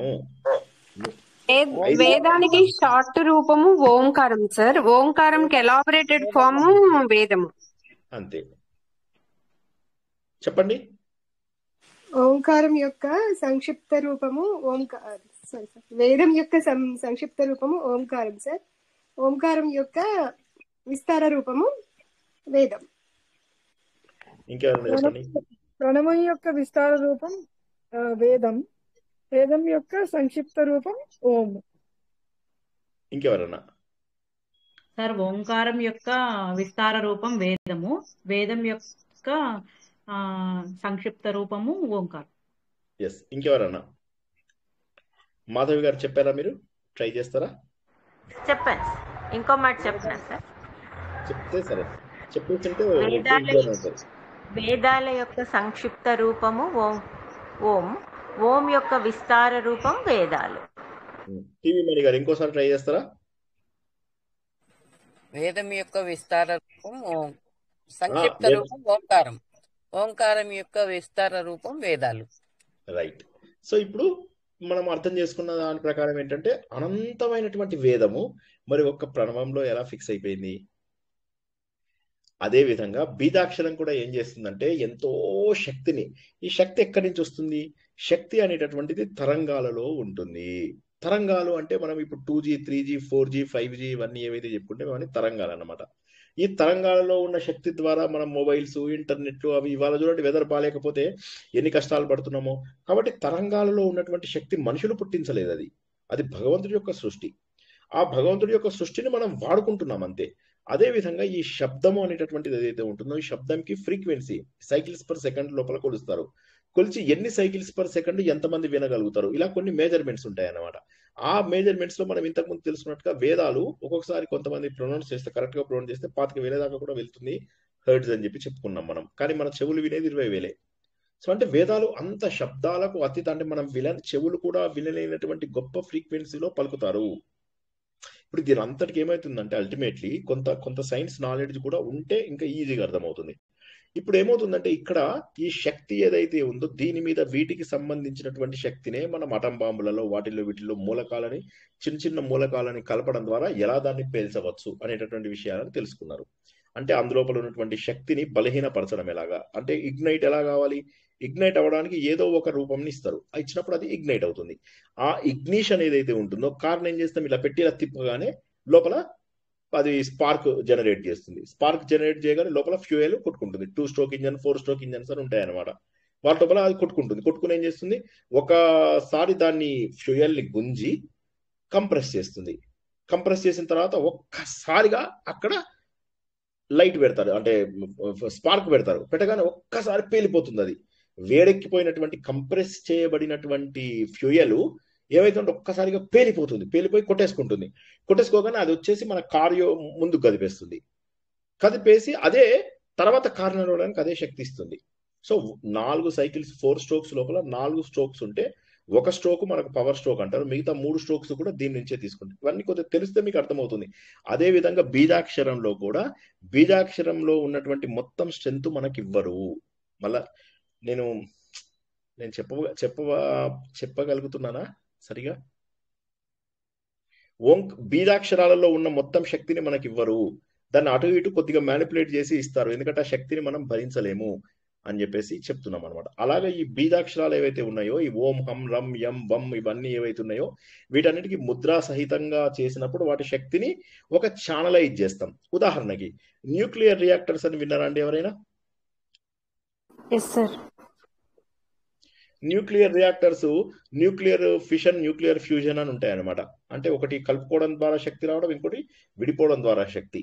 ఈ శక్తి ఏదైతే ఉంటుందో ఈ శక్తి వచ్చినప్పుడు ఆ శక్తి ఎలా పడితే అలా వెళ్ళిపోతే ప్రపంచమంతా విధ్వంసం.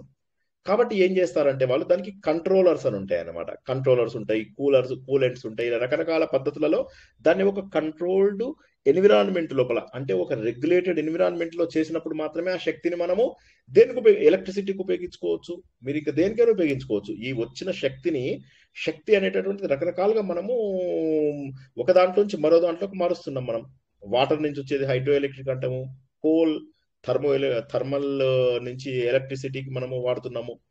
అలాగా మనం ఏం చేస్తున్నాము, ఆటమ్స్ నుంచి అటామిక్ ఎనర్జీ, న్యూక్లియర్ ఎనర్జీ ఇవన్నీ కూడా అలా మనం వాడుకుంటూ వస్తుంది అనమాట మనకు. అలాగే మనకు పెట్రోల్ నుంచి వచ్చే ఉత్పత్తుల ద్వారా కూడా మనకు శక్తి వస్తుంది. శక్తి ప్రొడ్యూస్ కావడానికి రకరకాల మార్గాలు. ఇప్పుడు మనకు వచ్చేటటువంటి ఎలక్ట్రిసిటీ దేని నుంచి వచ్చిందో తెలియదు, సూర్యుడి నుంచి కూడా వచ్చి ఉండొచ్చు, సోలార్ ప్యానల్స్ ద్వారా కూడా వచ్చి ఉండొచ్చు. సో శక్తి అనేది నాశనం చేయలేము అనమాట. శక్తిని ఒక రూపం నుంచి ఇంకో రూపంలోకి ట్రాన్స్ఫర్ చేసి మళ్ళీ అది విచ్ఛిన్నమై మళ్ళీ ఇంకో చోట శక్తిగా మారిపోతుంది. ఎనీవే మిమ్మల్ని కన్ఫ్యూజ్ చేయకుండా ఉండాలంటే ఏంటంటే భగవంతుడి శక్తి అనేటటువంటిది ఎప్పటికీ విచ్ఛిన్నం కాదు. ఈ ఒక్క పాయింట్ అర్థమైతే చాలండి. ఈ పాయింట్ అర్థమైందా? భగవంతుడు తరగని నిధి, అర్థమైందా? భగవంతుడు తరగని నిధి, ఆయన శక్తి విచ్ఛిన్నం కాదు. అది ఒక శక్తి. ఆయన శక్తిని మనం ఒక దాంట్లో నుంచి ఇంకో దాంట్లోకి మార్చుకుంటూ ఉంటాం. ఈ ప్రకృతి శక్తి ఏదైతే ఉందో ఈ ప్రకృతి శక్తి అమోఘమైనటువంటి ప్రకృతి శక్తి. ఈ ప్రకృతి శక్తిని మనం ఏం చేస్తూ ఉంటామో వివిధ రూపాలలో వాడుకుంటూ ఉంటాం అన్నమాట. ఆ వాడుకునేటప్పుడు మనకి ఏమవుతుందంటే బీజాక్షరాల ద్వారా మన శరీరంలో కొన్ని వస్తువులు కదులుతాయి. ఆ వైబ్రేషన్ ఈ వైబ్రేషన్ రెండింటిది మ్యాచ్ అవుతుంది. మ్యాచ్ అవగానే దాంట్ లోపల రెజోనెన్స్ అన్న ఒక శక్తి రిలీజ్ అవుతుంది. ఆ శక్తి రిలీజ్ కాగానే మనకు తెలిసిపోతూ ఉంటుంది. అందుకే ఇందాక ఏమన్నాను, గరుడు లోపల కదులుతున్నట్టుగా ఉంటుంది అని. సో ఇది వండర్ఫుల్. నేను అదే చెప్తున్నా, పొరపాటున కూడా హిందూ ధర్మము ఏమి ఏదో గుడ్డి నమ్మకాలు గుడ్డిది ఆయన వచ్చాడండి వచ్చేసి ఇలా గాలిలోంచి మంత్రాలు అది పిచ్చి మాటలు అవన్నీ. సైన్స్ తెలుసుకొని సైన్స్ నుంచి అర్థం చేసుకోండి ఎంత సులభమో. సో సో చాలా హిందూ ధర్మం మాత్రమే సైంటిఫికల్లీ ప్రూవ్ చేయగలిగేటటువంటి ధర్మము. కాబట్టి మనం ఏం చేయాలి, ప్రతిరోజు కూడా కొద్దిసేపు పొద్దున లేచిన తర్వాత కొద్దిసేపు గర్వపడాలి. దీనికి దేవుడా నన్ను హిందువుగా పుట్టించావు, థ్యాంక్ యూ వెరీ మచ్. దేవుడా నాకు చాలా అదృష్టం కలిగించావు, థ్యాంక్ యూ వెరీ మచ్. దేవుడా నాకు ఒక జన్మనిచ్చావు, థ్యాంక్ యూ వెరీ మచ్. ఈ రోజు నేను నీ సాధన చేస్తాను, థ్యాంక్ యూ వెరీ మచ్. ఓం మరీచయే నమః, ఓం దమనాయ నమః, ఓం హంసాయ నమః, ఓం సుపర్ణాయ నమః, ఓం భుజగోత్తమాయ. ఇలాగా చేస్తూ ఉండండి. ఒక్కొక్కటి 11 టైమ్స్ చేస్తూ దీని అర్థాలు తెలుసుకోండి. తెలుసుకుంటూ చేస్తూ ఉంటే ఏమవుతుందంటే క్రమ పద్ధతి లోపల ఆ శక్తిని మనం స్వీకరించి మన లోపల ఇది కుండలిని జాగృతం చేసేటటువంటి మంత్రం. ఇది మీకు ఎవ్వరూ చెప్పి ఉండకపోవచ్చు, కాకపోతే ఇది ఒక ప్రత్యేక లక్షణాలు కలిగినటువంటి శ్లోకం అన్నమాట. శ్లోకం నంబరు ఎవరైనా చెప్పగలరా అండి? ఇది 19-20 ఎవరైనా నోటికి వచ్చిన వాళ్ళు ఎవరైనా విష్ణు సహస్రనామం చాలా మందికి నోటికి వస్తుంది కదా, ఎవరైనా చెప్పగలరా? 21 మరీచిర్గమనోహంస సుపర్ణో భుజగోత్తమః హిరణ్యనాభస్సుతపా పద్మనాభ ప్రజాపతిః అమృత్యుః సర్వదృక్సింహ. వేరే దాంట్లోకి వెళ్ళిపోయారు. అది వేరే దాంట్లోకి వెళ్ళిపోయారు. సో ఇప్పుడు ఈ మనకు ప్రజాపతి వరకు వస్తుంది, ప్రజాపతితో ప్రారంభమై ప్రజాపతి వరకు వస్తుంది. మరీచి అనే ప్రజాపతి నుంచి మళ్ళీ ప్రజాపతి వరకు చివరిగా ఇది ఎండ్ అవుతుంది. సరే, మొత్తం ఇవాళ తెలుసుకోలేము, ఇంకా చాలా వివరణ ఉంది. ఇవాళకి ఇక్కడ ఆపుకుందాము. కానీ మళ్ళీ ఒక్కసారి రివిజన్ చెప్తాను, గుర్తుంచుకోండి. ఈ 5 నామాలే చేయండి ఈ వారం అంతా. పోనీ 5 ఏం తప్పు లేదా? సరే, ఏం లేదు, మీరేమి శ్లోక రూపంలో చేయడం లేదు. మీరు ఈ 5ంటిని ఇలాగా ఏమంటారు, ధ్యాన రూపం లోపల చేస్తున్నారు. ఏం చేస్తున్నారు? ముందు మరీచయే నమః. మరీచి అంటే ఎవరు? మనసుకు అధిపతి. కాబట్టి ఆ మనసుకు అధిపతి అయినటువంటి ప్రకాశవంతమైనటువంటి మరీచి నా లోపల ఉన్న అజ్ఞానమును పోగొట్టునుగాక అని గుర్తుంచుకోండి. రెండవది దమనం. దమనం అంటే ఏంటి? ఇందాక నేను శమము గురించి నేర్చుకున్నాను, అంటే మనసు యొక్క నిగ్రహం గురించి. ఇప్పుడు నేను దమము గురించి నేర్చుకుంటున్నాను, అంటే నా ఇంద్రియములను ఎలా నిగ్రహించుకోవాలో నేను నేర్చుకుంటున్నాను. శమం అయిపోయింది, దమం అయిపోయింది. తర్వాత మనకు కావాల్సింది ఏంటి? ఏం ధ్యానం చేయాలి? అప్పుడు అది హంస ధ్యానము ద్వారా, అంటే నేనే ఆ పరబ్రహ్మని అని గుర్తించేటటువంటి ధ్యానం చేస్తున్నాను. అది ఓం హంసాయ నమః అని అనుకున్నాం. తర్వాత నెక్స్ట్ వచ్చింది ఏంటి మనకు? ఇవి చేయడం ద్వారా మనకి ఏం కలుగుతుంది అంటే, మనకు భగవంతుడు గరుత్మంతుడు రూపంలో మనలో ఉన్నటువంటి చలనాలు, అంటే మన లోపల అజ్ఞానాన్ని తొలగిస్తాడు. మన లోపల ఉన్నటువంటి మాయని తొలగించడానికి భగవంతుడు గరుత్మంతుడు చీల్చేస్తాడు, ఆ మాయను చీల్చేస్తాడు. అలా బొమ్మలాగా గుర్తుంచుకుంటే దాని అసలు అర్థం ఏంటి? అసలు అర్థం ఏంటంటే, మీకు ధ్యానం ద్వారా వచ్చేటటువంటి కదలికలు మీకు అక్కడ తెలుస్తూ ఉంటాయి, ఆ వైబ్రేషన్స్ అని. తర్వాత భుజగోత్తముడు అంటే కుండలిని ఏదైతే ఉందో ఆ కుండలిని, నిద్రాణమై ఉన్న కుండలిని జాగృతమై దాని జర్నీని ఇలా పైకి తీసుకువెళ్తుంది, ఇలా ముందుకు వెళ్తుంది తెలుసుకోండి. జై శ్రీకృష్ణ. ఆత్మ సుఖము వీడిని ఆట కొరకు పాత్ర పోషణ చేసేది సూత్రధారి. విశ్రమించదని పాదం ఆశ్రయించి పరమ కరుణాంతరంగా శ్రీ పాండురంగా. జై శ్రీకృష్ణ. నేను స్లోగా చెప్తున్నానో మీరు స్లోగా చెప్పిస్తున్నారో తెలీదు. కొద్దిగా ఒక మాకైతే సరిపోయింది సార్, మీ స్పీడ్ మాకైతే సరిపోయింది సార్, ఇంకా అంతకంటే అదే చాలా స్లో అయిపోతున్నాయి. ఇవాళ ఒక్క శ్లోకం కూడా చెప్పుకోలేకపోయాము. స్లోగా చెప్తేనే బాగుంటుంది సార్. ఒక వారం 2 వారం అయిపోయినా కూడా ఏం కాదు, బాగుంటది. కానీ లైఫ్ అంతా అవుతుందేమో. అంతకన్నా ఎక్కువేం కావాలి సార్.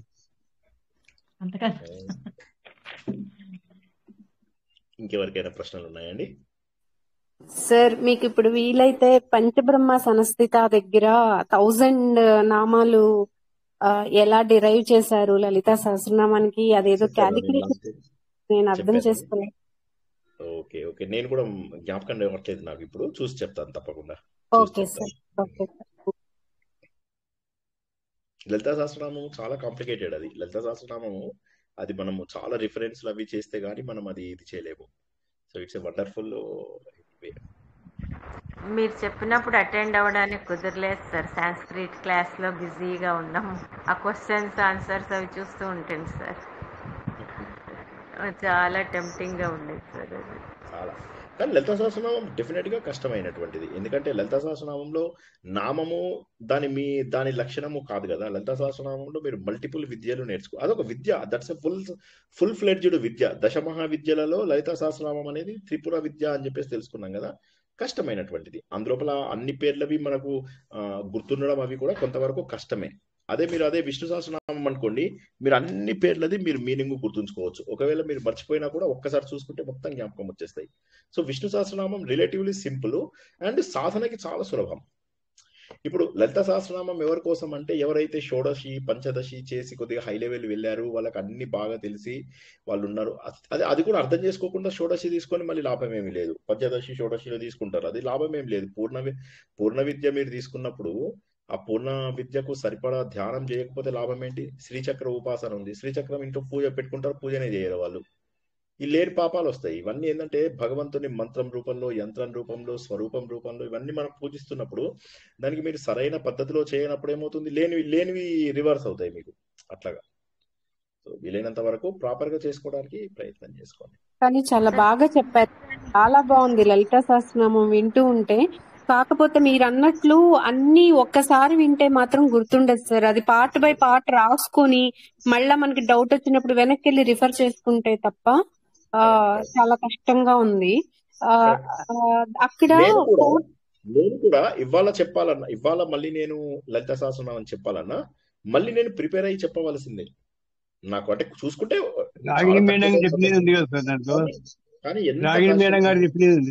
అంటే ఆవిడ డైరెక్ట్ మీనింగ్ చెప్తారు. ఇప్పుడు మనం అనేది తత్వ చింతన లోపల చేసుకుంటూ ఉండడం అనేది అది ఎక్స్ట్రీమ్లీ డిఫికల్ట్. లలితా సహస్రనామము తాత్విక చింతన అదొక పెద్ద విద్య. దాన్ని డైరెక్ట్ గా అమ్మవారి చెంపలు ఇట్లా ఉన్నాయి, అమ్మవారి చెవులు ఇట్లా ఉన్నాయని అలా తెలుసుకోకుండా దాన్ని సరైనటువంటి పద్ధతిలో తెలుసుకోవట్టే మనకు మంచిది. అది మనము 54 సెషన్స్ ఉన్నాయి సార్ మొత్తం అందులో. కరెక్ట్ చాలా రోజుల పాటు తెలుసుకున్నాం. అది చాలా అక్కడ 4 to the power of 5 అని చెప్పి ఏదో లెక్క చెప్పారు సార్ అక్కడ. అంటే ఇది 2 to the power of 5 కాదు, 2 to the power of 5 వేసానా? 2 to the power of 5 అంటే శ్రీరామరామరామతి చెప్పినట్టున్నాను. అది 10 into 10 into 10 చెప్పాను. కానీ అది పంచాసనకి సంబంధించినదా అని ఆలోచిస్తున్నాను. ఎందుకంటే రామరామయతి అయితే 10 into 10 into 10 అవుతుంది. 4 to the power of 5 ఏదో వేసి 1024 వచ్చింది. 1024 లో ఆ 24 మనవి తీసేస్తే 1000 రిమైనింగ్ అని చెప్పారు. కరెక్ట్ అవును 5 ఆ 5 లో 5 to the power of 4 4 to the power of 5 to the power of 4 అనుకుంటా. 5 5 25 25 6 25 నో కాదు అది మీకు 4 to the power of 5 అయి ఉండాలి. 4 4 the 16 16 4 the 64 4 the 256 4 the correct. అది మీకు 4 తోనే వస్తుంది. కరెక్ట్ అంటే పంచాసన లోపల ఈ నలుగురి శక్తిని 4 4 the 16 తర్వాత ఒకసారి చేస్తేనేమో 16 వచ్చింది. Okay, 4 square 16, 4 cube 64, 4 to the power of 4 256, 4 to the power of 5 1024. 4 to the power of 5 అంటే ఏంటి? మనకు ఈ 4 మూలలు ఏవైతే ఉన్నాయో ఈ 4 మూలలు ప్లస్ మధ్యలో ఉన్నటువంటి ఇంకొక మూల, పంచప్రేతాసన లోపల మధ్య మూల. సో దీనిని ఈ 4 మూలలని 5 భగవంతులతోని మనం కనుక ఇది వేసినట్లయితే వెచ్చించినట్లయితే 4 to the power of 5 1024. అందులోపల మన తత్వాలు, మన శరీర తత్వాలు 24 తీసేస్తే అది 1000 వస్తుంది. దట్ ఈజ్ ఈక్వలెంట్ టు మన రామనామ తత్వం అనొచ్చు, లలితా తత్వము 1000 నామాలు అని కూడా చెప్పవచ్చు అని చెప్పాను. కరెక్టే 4 అనేటటువంటిది మెయిన్ రూపాలు, మధ్యలో ఉన్నటువంటిది ఈ 5 మోసేదన్నమాట. ఈ 5 మోసేటటువంటి రూపము అన్నట్టుగా భగవంతుడు ఈ 5 అంటే ఈ 5 తత్వములను పోషించే శక్తి లలిత రూపము అన్నటువంటి విషయాల్లో అంటే సదాశివుడు మధ్యలో ఉంటారు కదా సార్, అమ్మవారు కూర్చుంటారు కదా, అది కౌంట్ లోకి రాదా సార్? అంటే 4 to the power of 5 ఎందుకు వేసాము? 4 to the power of 5 అంటే కౌంట్ లోకి వస్తుంది 4 to the power of 5. కానీ 4 కోళ్ళు లెక్క వేసుకుంటాము.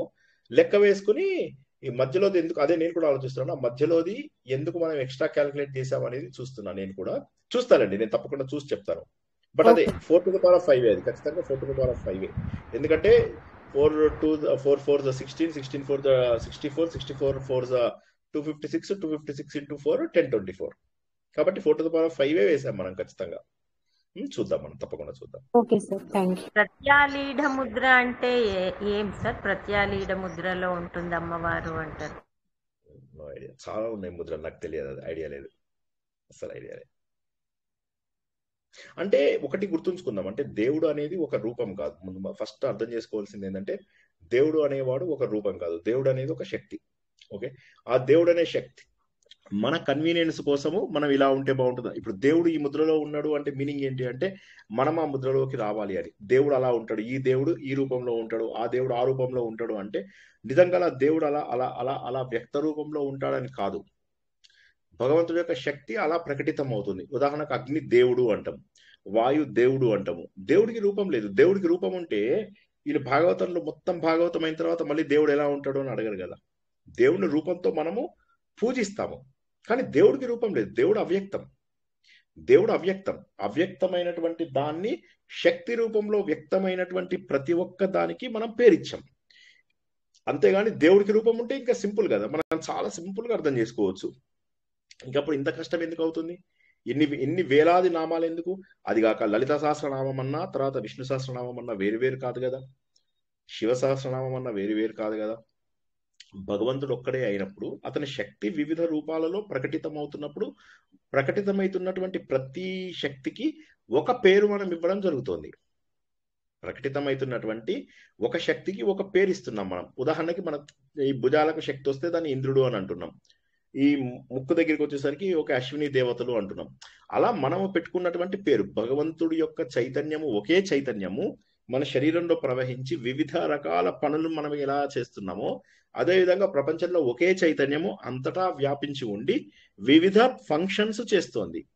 వివిధ ఫంక్షన్స్. ఇప్పుడు కళ్ళు నావే ముక్కు నావే, నేను ముక్కు ఫంక్షన్ కళ్ళని, కళ్ళ ఫంక్షన్ ముక్కుకి మార్చుకోగలనా? మార్చుకోలేను. మరి చైతన్యం ఒక్కటే కదా, మార్చుకోలేము. ఎందుకంటే దాని నిర్మాణాన్ని బట్టి అదేమవుతుందంటే ప్రకృతిలో అది ఎక్కడ ఫిట్ అయింది అనే దాన్ని బట్టి దానికి అదే శక్తి ఉంటుంది. అందుకోసమని బీజాక్షరాలలో కూడా శక్తి ఎలా ఉంటుంది? ఇది కావాలనుకున్న వాడికి ఇది దొరుకుతుంది. ఇప్పుడు నేను ఓం అన్నప్పుడు ఇక్కడ శక్తి కదులుతుంది, ఇక్కడున్న శక్తి కదలదు. నాకు భుజం మీద ఉన్న శక్తి కదలదు. ఓం అన్నప్పుడు ఇక్కడున్న శక్తే కలుస్తుంది. లమ్ అన్నప్పుడు ఓం హయ రబలి లమ్ అన్నప్పుడు నాకు మూలాధార చక్రం దగ్గర ఉన్నటువంటి తత్వం మాత్రమే కదులుతుంది. సో కాబట్టి ఒక్కొక్క ప్రకృతి నిర్మాణానికి ఒక్కొక్క రకమైనటువంటి శబ్దం ఉంటుంది. మళ్ళీ చెప్తున్నాను, ఒక్కొక్క రకమైనటువంటి నిర్మాణానికి ఒక్కొక్క రకమైనటువంటి శక్తి, శబ్దము, తరంగము ఉంటుందన్నమాట. అది మాత్రమే దాన్ని యాక్టివేట్ చేయగలదు. చెవిటివాడు ముందు శంఖమూదినట్టు మీరు ఏ శక్తి కోసం ఏ దేవుణ్ణి పూజిస్తున్నారో తెలియదు అనుకోండి, అక్కడ దేవుడు అనే బదులుగా ఆ చైతన్యము ఎలా ప్రకటితం అవుతుందో ఆ శబ్దము అని అర్థం చేసుకోవాలి, ఆ ముద్ర అని అర్థం చేసుకోవాలి. అంతేగాని ఇక్కడ రూపం అనేటటువంటిది ఏదైతుందో మనకు సులభంగా అర్థం చేసుకోవడానికి రూపం. అంతేగాని రూపం లోపల భగవంతుడు ఎప్పుడు రూపంలో ప్రకటితమైతే మనం చాలా సులభంగా, ఇప్పుడు మనకు చాలా రూపాలు 99% ఆఫ్ ద హిందూ దేవతల రూపాలు రవివర్మ వచ్చే వరకు అసలు ఎలా ఉంటారో కూడా తెలియదు. ఇప్పుడు ఆయన లలిత సహస్రనామం తీసుకొని ఆయన రూపాలన్నీ గీశాడు రవివర్మ. మనకు ఉన్నటువంటి పాపులర్ 10 మంది దేవుళ్ళ ఫోటోలు వదిలేసి ఈ రోజు వరకు అందరి దేవుళ్ళ ఫోటోలు గీసింది కేవలం రవివర్మనే. అంతవరకు అసలు మన భగవంతులు ఎట్లా ఉంటారో కూడా మనకు తెలియని తత్వం. రకరకాల దేవుళ్ళ పిక్చర్స్ ని ఆయన గీయడం జరిగింది. అఫ్ కోర్స్ తర్వాత చాలా మంది వాళ్ళ ఊహల ద్వారా ఇంకా రకరకాల వీటిని సృష్టించడం జరిగింది. కానీ రవివర్మ రాకపోతే మనకు రూపాలు తెలిసేవే కాదు. మనకి ఏవైతే పాపులర్ రూపాలు ఆంజనేయ స్వామి, విష్ణుమూర్తి, సరే శివుడు అరూప రూపం, అలాగ మనకు చాలా రూపాలు అసలు లేవు. మనకు తెలిసిన కొన్ని రూపాలు వదిలేస్తే మనకు చాలా రూపాలు లేవు. ఇప్పుడు మనకి ఏవైతే ఓల్డ్ టెంపుల్స్కి వెళ్తారనుకోండి, ఓల్డ్ టెంపుల్స్ లోపల మాత్రం మీరు భగవంతుడు రూపాన్ని కొంత చూస్తారు కదా, అవి మాత్రమే మనకు తెలిసినటువంటి రూపాలు. మాక్సిమం అవి 8 నుంచి 10 ఉంటాయి అంతే. ఆ రూపాలు వదిలేస్తే మిగతా అన్ని రూపాలు కూడా మనం తర్వాత వారి లక్షణాల ద్వారా మనం వాళ్ళని గుర్తించాం. సరస్వతి అంటే చేతిలోపల వీణ ఉండాలి. ఇప్పుడు మనకు అట్లాగే ఈయన శివుడు ఉన్నాడు, శివుడు ఒక్కడే శివుడు. ఆయన కూర్చుంటే దక్షిణామూర్తి, నిలబడి డాన్స్ చేస్తే Nataraju. Same person, same everything same. So అట్లాగా వారి లక్షణాలను బట్టి. అదే గణపతి లోపల కూడా ఎన్నో తత్వాలు ఉంటాయి. గణపతి లోపల 64 రకాల గణపతులను గీస్తారు. సో వారి లక్షణాలను బట్టి వాళ్ళకు రూపాలు ఇవ్వడం జరిగింది. విజయ గణపతి, లక్ష్మీ గణపతి, ఇట్లా. ఆంజనేయ స్వామికి కూడా వాళ్ళ ఆంజనేయ తత్వం 100 రూపాలలో ప్రకటితమవుతుంది. 108 రూపాలలో ప్రకటితమవుతుంది ఆంజనేయ స్వామి తత్వం. అవన్నీ విగ్రహాలు ఎవరు తీసుకొస్తారు? సో వాటన్నిటికీ కూడా మళ్ళీ సెపరేట్ గా. అలాగే చౌషట్ యోగిని మన శరీరంలో ఉన్నటువంటి యోగినిలందరూ, వీళ్ళందరికీ ఏదో ఒక రూపం పెట్టేశారు అంతే. అక్కడ పెట్టేసి ఈ యోగిని ఈ శక్తిని ఇస్తుంది, ఈ యోగిని ఈ శక్తిని ఇస్తుంది అని చెప్పి దానికి సంబంధించిన ఒక రూపం మనకు కనిపించేలాగా పెట్టినటువంటివి ఇవన్నీ కూడా. కానీ భగవంతుడికి రూపం లేనటువంటి, అన్ని చోట్ల మిగిలినటువంటి శాశ్వత తత్వం అది. జై శ్రీకృష్ణ. అంటే యోగిని, యోగద, యోగ్య, యోగానంద, యుగంధర అంటే అదేనా సార్? లలిత సహస్రనామం. లలిత సహస్రనామంలో సారీ యోగిని, యోగద, యోగ్య, యోగానంద, యుగంధర అంటే ఇప్పుడు మీరు చెప్పిందేనా సార్? ఇక్కడ మీరు చెప్తున్నది యోగిని వేరు, యోగదా వేరు. యోగదా అంటే యోగము మనకు అందించేది. యోగిని అంటే తను స్వతహాగా, అంటే సాధన సిద్ధులకి ఉన్నటువంటి తేడా. సో అది అంటే అది నామంలో బట్టి అక్కడ మారుతుంది. బట్ ఇప్పుడు నేను చెప్పిన దానికి సంబంధం లేదు. నేను చెప్పిందల్లా ఏంటంటే భగవంతుడి శక్తి అనేక రూపాలలో వ్యక్తీకరింపబడుతుంది. వ్యక్తీకరింపబడినప్పుడు దానికి మన దగ్గర రూపం ఇచ్చుకోవడం అనేటటువంటిది తప్పు కాదు. కానీ అలా గుర్తించుకోవడానికి సులభమవుతుందని ఇచ్చారు. కానీ అదే రూపంలో ఉంటుంది అనుకోవడం మనం తప్పు. అది నేను చెప్పేది. ఇప్పుడు శివుడిని దక్షిణామూర్తి రూపం లోపల చిన్ముద్రలో ఉన్నాడు అంటే ఏంటి బాబు? జ్ఞానముద్రలో నువ్వు ఎప్పుడు ఉంటే బాగుంటుంది అని చెప్పేసి జ్ఞానముద్ర, చిన్ముద్ర, వీటి లోపల ఆది ముద్ర, వాటి లోపల ఉంటే మంచిది అని చెప్పి చెప్పడం. మెడ లోపల పాములు వేసుకుంటాడు అంటే మీనింగ్ ఏంటంటే ఎప్పుడు ఒంటరిగా ఉండాలి అని చెప్పి. భగవంతుడికి 4 చేతులు చూపిస్తారు అంటే 4 దిక్కుల భగవంతుడు వ్యాపించి ఉన్నాడు అనేటట్టు. ఇలాగ ప్రతిదానికి ఒక భావంతో పెట్టినటువంటివి అవన్నీ కూడా. భగవంతుడు రూపం ఎందుకు ఇచ్చారు అంటే దాన్ని చూసి మనం అర్థం చేసుకోవాలని. కానీ మనం ఏం చేస్తాం?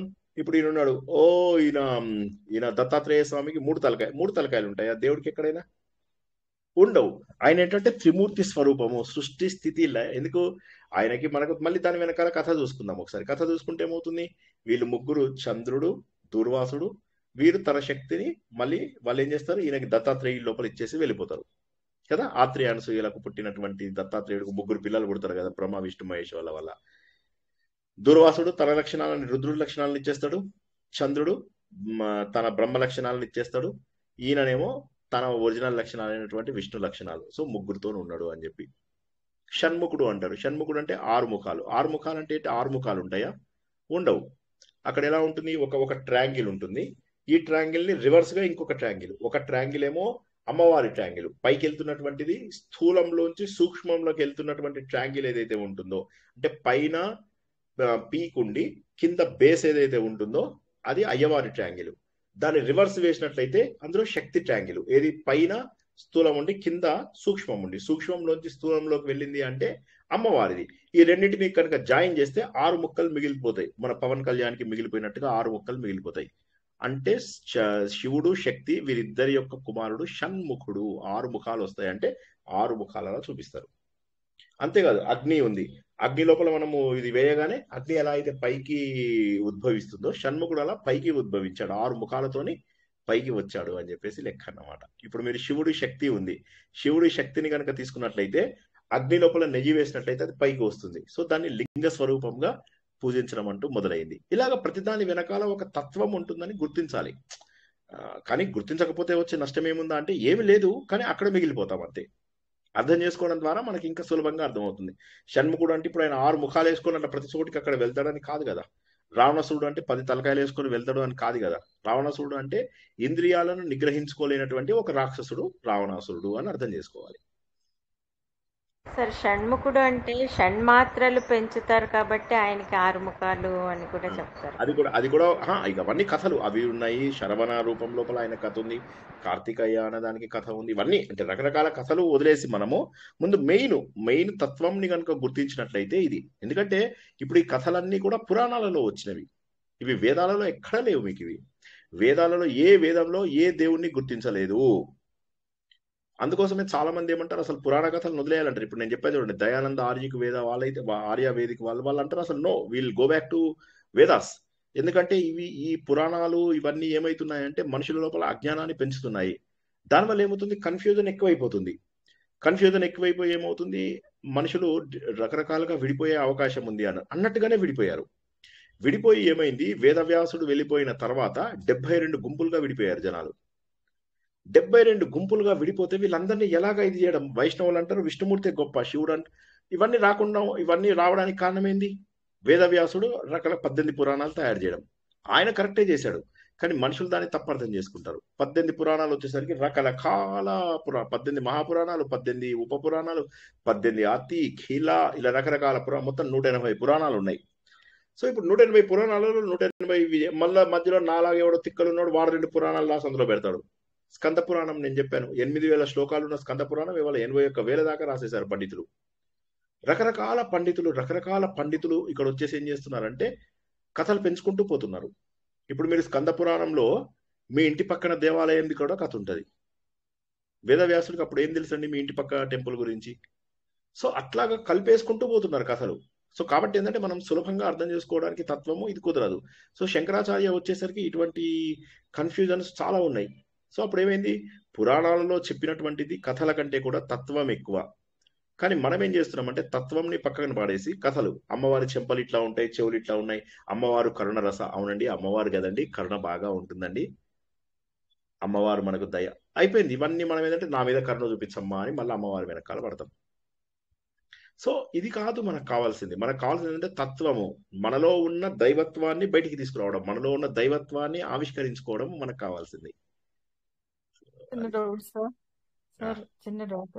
ఓం ఇప్పుడు మామూలుగా ఓం శివాయ నమః అలా అనకూడదు కదా సార్, ఆల్రెడీ ఇదివరకు చెప్పారు. మంత్ర రూపంలో చేసినప్పుడు నేను మంత్రరూపంలో వినండి ఒక్క నిమిషం. మంత్రము అంటే ఏంటి, ధ్యానం అంటే ఏంటి? మంత్రము అంటే ఇప్పుడు మామూలుగా మీరు ఓం నమ శివాయ అనొచ్చు. ఓం నమ శివాయని మీరు మంత్ర రూపంలో చెయ్యాలి అంటే మీకు కొంత ప్రొసీజర్ ఉంటుంది. ఏం ప్రొసీజర్ ఉంటుంది మీకు? అంగన్యాస కరన్యాసాలు, తర్వాత ఆచమనాలు, ఇవన్నీ చేసిన తర్వాత పూర్వముద్రలు, ఉత్తర ముద్రలు ఇవన్నీ చేసి మళ్ళీ దేవుణ్ణి ఒక దగ్గర ప్రతిష్ఠిస్తాము. తర్వాత ద్విగ్ విమోక ఆయనను వదిలేస్తాము. This is a big procedure మంత్రం చేయడానికి. మంత్ర రూపంలో కాకుండా మీరు మామూలుగా ఇప్పుడు ఈ ధ్యాన రూపంలో ఓం శివాయ నమః, ఓం నమ శివాయ, ఓం నమో నారాయణ అనొచ్చు. మీరు దీన్ని జపం రూపం లోపల చేద్దాము అనుకున్నప్పుడు మీకు కుదరదు. అంటే జపం కూడా రిపిటేషన్. అప్పుడు మీరు ఏం చేయొచ్చు అంటే సులభంగా శివాయ నమః, శివాయ నమః, శివాయ నమః, శివాయ నమః, శివాయ నమః, అదే ఫలితం వస్తుంది. ఏమి ఫలితంలో తక్కువ ఉండదు. అన్నిటికంటే గుర్తుంచుకోండి, భావన ముఖ్యము. మంత్ర రూపం లోపల చెయ్యాలి అంటే ప్రొసీజర్ ఉంటుంది. మంత్ర రూపంలో కాకుండా జప రూపంలో, మిగతా ధ్యాన రూపంలో ఇందులో చేయడానికి మీకేమి పెద్ద నియమాలు ఎక్కువ ఉండవు. చెప్పండి, మీ డౌట్ ఇదేనా లేక ఇంకేమన్నా అడగబోయారా? అంటే ఇదివరకు చెప్పారు సార్, కానీ ఇప్పుడు విష్ణు సహస్రనామాన్ని అయితే మాత్రం ఇలా చెప్పుకోవచ్చు. ఓం మీరే మరీ చెప్పుకోవచ్చు. ఇది మీరు మంత్రంలాగా చేయడం లేదు కదా, దీన్ని మీరు ధ్యానం లాగా చేస్తున్నారు. ఇదే చెప్తున్నా నేను. మీరు ముందు అది గుర్తించాలి, ఇది మంత్రమా లేకపోతే మీరు ధ్యాన రూపంలో చేస్తున్నారా? మంత్రం లాగా ఇప్పుడు మనము ఒక్కొక్కసారి గురువుల దగ్గర ఒక మంత్రం తీసుకుంటాం. ఇప్పుడు దానికి గాయత్రి మంత్రం ఉంది. నేను గాయత్రి మంత్రం తీసుకున్నానంటే బస్సులో వెళ్తూ, కారులో వెళ్తూ చేయకూడదు. గాయత్రి మంత్రం ఇంకేం చేయాలి, ముందుగా నేను కావాల్సిన ప్రొసీజర్ అంతా చేయాలి. దాన్ని సంధ్యావందనంతో కనుక చేసినట్లయితే సంధ్యావందనానికి సంకల్పం చెప్పుకుని సంధ్యావందనము అర్ఘ్యములు అయిపోయిన తర్వాత అప్పుడు గాయత్రి మంత్రం కూడా కంప్లీట్ చేసి తర్వాత నేను ఉత్తర ముద్రల ద్వారా వాటి ద్వారా నేను ముగించేస్తాను. ఎందుకంటే గాయత్రి దేవిని అక్కడ మనం ప్రతిష్ఠిస్తాము. ప్రతిష్ఠించిన తర్వాత మళ్ళీ ఆవిడని అక్కడి నుంచి పక్కకి తీసుకెళ్ళిపోయి అప్పుడు మనము ముందుకెళ్తాం. This is a procedure. ఇప్పుడు మనకి 11 సార్లు చదువుకోవచ్చు ఇది. ఓం మరీ చేయనమః ఒక్కొక్కటి 11 సార్లు మామూలుగా. ఎన్నిసార్లు అయినా 11 అని కాదు, 108 సార్లు చదవండి, తప్పేముంది. నేను ఏంటంటే మీకు మళ్ళీ 108 అంటే అసలు చదవరు. ఇప్పుడు ఏంటంటే ఇప్పుడు మనం ఎక్సర్సైజ్లు ఎవరికైనా చెప్పేటప్పుడు ఏం చెప్తాం, ఈ చెయ్యిని ఇట్లా అనవయ్యా 10 సార్లు అను అంటాం. వాడికి 1000 సార్లు అను అంటే వాడు ఫస్ట్ డేనే మానేస్తాడు. సో కాబట్టి మీకు ఎంతసేపు వీలైతే అంతసేపు చెయ్యండి. అక్కడ సంఖ్య ప్రధానం కాదు, భక్తి ప్రధానము. తర్వాత చెప్పిన దాన్ని అర్థం చేసుకుని దానిలో ఉన్న తత్వాన్ని గుర్తించడం ప్రధానం. అంతే సార్, వీటిని ధ్యాన రూపంలో చేయాలంటారు, అంతే కదా సార్? అంతే. ధ్యాన రూపంలో ఒక మంచి ఆసనం వేసుకొని చక్కగా కూర్చోండి. ఓం మరీచయే నమః అనగానే అప్పుడు అర్థం చేసుకోండి. ఒక ప్రకాశం మీ లోపల వస్తున్నట్టుగా ఊహించుకోండి. ఒక ప్రకాశం, భగవంతుడి యొక్క చైతన్యం మీ లోపల వస్తుంది. ఎందుకంటే గుర్తుంచుకోండి, భగవంతుడి యొక్క చైతన్యము మీరు ఎక్కడ కూర్చున్నా ఏం చేసినా ఉంటుంది. భగవంతుడు సర్వత్రా వ్యాప్తి చెందినాడు అన్నటువంటి నమ్మకం లేని వాళ్ళకి కష్టం. కానీ భగవంతుడు అంతటా ఉన్నాడని గుర్తుంచుకోండి. మీరు చేసే ప్రతి మంచి పని దైవం పనే. మనం ఇది ఇంతకుముందు కూడా తెలుసుకున్నాం. భక్తికి మనం తెలుసుకున్నాం, జ్ఞాపకం ఉందా? భక్తికి నిర్వచనము మన వాట్సాప్ మెసేజ్ రూపం లోపల మనం చాలా సార్లు తెలుసుకున్నాం. ఏమంటాడు? నీ మాటలో భక్తి ఉంటే నీ మాటనే మంత్రం, నీ తాగే నీటి లోపల మంత్రం భక్తి ఉంటే అదే తీర్థం, నువ్వు తినే ఆహారంలో గనక భక్తి ఉంటే అదే ప్రసాదం, నీ ఇంట్లోపల గనక భక్తి ఉంటే నీ ఇల్లే దేవాలయం, నీ లోపల గనక నిజంగా భక్తి ఉంటే నువ్వే దేవుడివి. సో మెయిన్ అక్కడ ఏంటంటే భావన అనేటటువంటిది చాలా ఇంపార్టెంట్. ఇప్పుడు నేను అనేది దేవుడు ఉన్నాడు అనేటటువంటి గట్టి నమ్మకంతో. ఎందుకంటే నమ్మకం అనేది ఎందుకు ఉండాలి? గుడ్డి నమ్మకం కాదు. ఇంత పెద్ద బ్రహ్మాండాన్ని ఎవరు ఎలా మేనేజ్ చేస్తున్నారు? నిన్న రాత్రి 2 నుంచి 4 వరకు నేను మా పిల్లోడు చూస్తున్నాం అన్నమాట. అసలు గ్రహాలు మైక్రో నుంచి మ్యాక్రో వరకు అవి చూస్తూ ఉంటే ఆశ్చర్యపోయింది. అంటే మైక్రో జీవుల నుంచి మొదలెట్టి మైక్రోస్కోప్ లో మనం చూడగలిగేటటువంటి సూక్ష్మ జీవుల దగ్గర నుంచి మొదలెట్టి పెద్ద పెద్ద గ్రహాలు నక్షత్రాల వరకు కూడా చూస్తూ ఉంటే ఆశ్చర్యం అనిపిస్తుంది. సూర్యుడు లోపల మనము 13 లక్షల 1.3 మిలియన్ భూములను పెట్టచ్చు, 13 లక్షల భూములను ఇరికేయచ్చు సూర్యుడు లోపల. అలాంటిది సూర్యుడు మనకు కనిపించే మన మిల్కీవే గెలాక్సీ లోపల డ్వార్ఫ్ స్టార్ అంటారు. డ్వార్ఫ్ అంటే పొట్టోడు, మరుగుజ్జు అని అంటారు. సో ఇంత పెద్ద బ్రహ్మాండాన్ని భగవంతుడు తప్ప ఎవ్వరు మేనేజ్ చేయరు. నేనేమంటున్నానంటే ఆ గట్టి నమ్మకం, అంతేగాని గుడ్డి నమ్మకం, దయచేసి నేను ఒకటే చెప్తున్నా, గుడ్డి నమ్మకం పెట్టుకోవద్దు, గట్టి నమ్మకం పెట్టుకోండి. ఎందుకు చెప్తున్నా అంటే ఈ ప్రపంచం మామూలుగా నడవడం లేదు, అత్యద్భుతంగా నడుస్తుంది. ఒక గొప్ప ఉల్లంఘించలేని శాసనం వల్ల నడుస్తుంది. జస్ట్ ఇమాజిన్, మనం చేసిన తప్పులే మనకు రావడం, మనం చేసిన ఒప్పులే మనకి రావడము ఎవరు సృష్టించారు అంటే అది ప్రకృతి నియమం. వాసనలు, సంస్కారాలు ఇవన్నీ ఎవరు? ప్రకృతి గొప్ప శక్తి ఉంది అని చెప్పి గుర్తు. అదే విష్ణు సహస్రనామం ద్వారా తెలుసుకుంటున్నాం. ఇదే భాగవతంలో తెలుసుకున్నాం. కథలు కథలు కథలు కథలు కథలు కథలు ఎంతసేపు కథలు. భాగవతంలో 14,000 తత్వము, 14,000 తత్వం గురించి మాట్లాడండి. ఎవడు మాట్లాడు? 4,000 కథల లోపల వీడు ఇలా అన్నాడు, వాడు అలా అన్నాడు, దేవుడు పారిపోయి వచ్చేసి ఒక ముసలిని చంపాడు, మనం అందరం చప్పట్లు కొడతాం, ముసలిని చంపిన దేవుడు నన్ను కాపాడ్డా అని.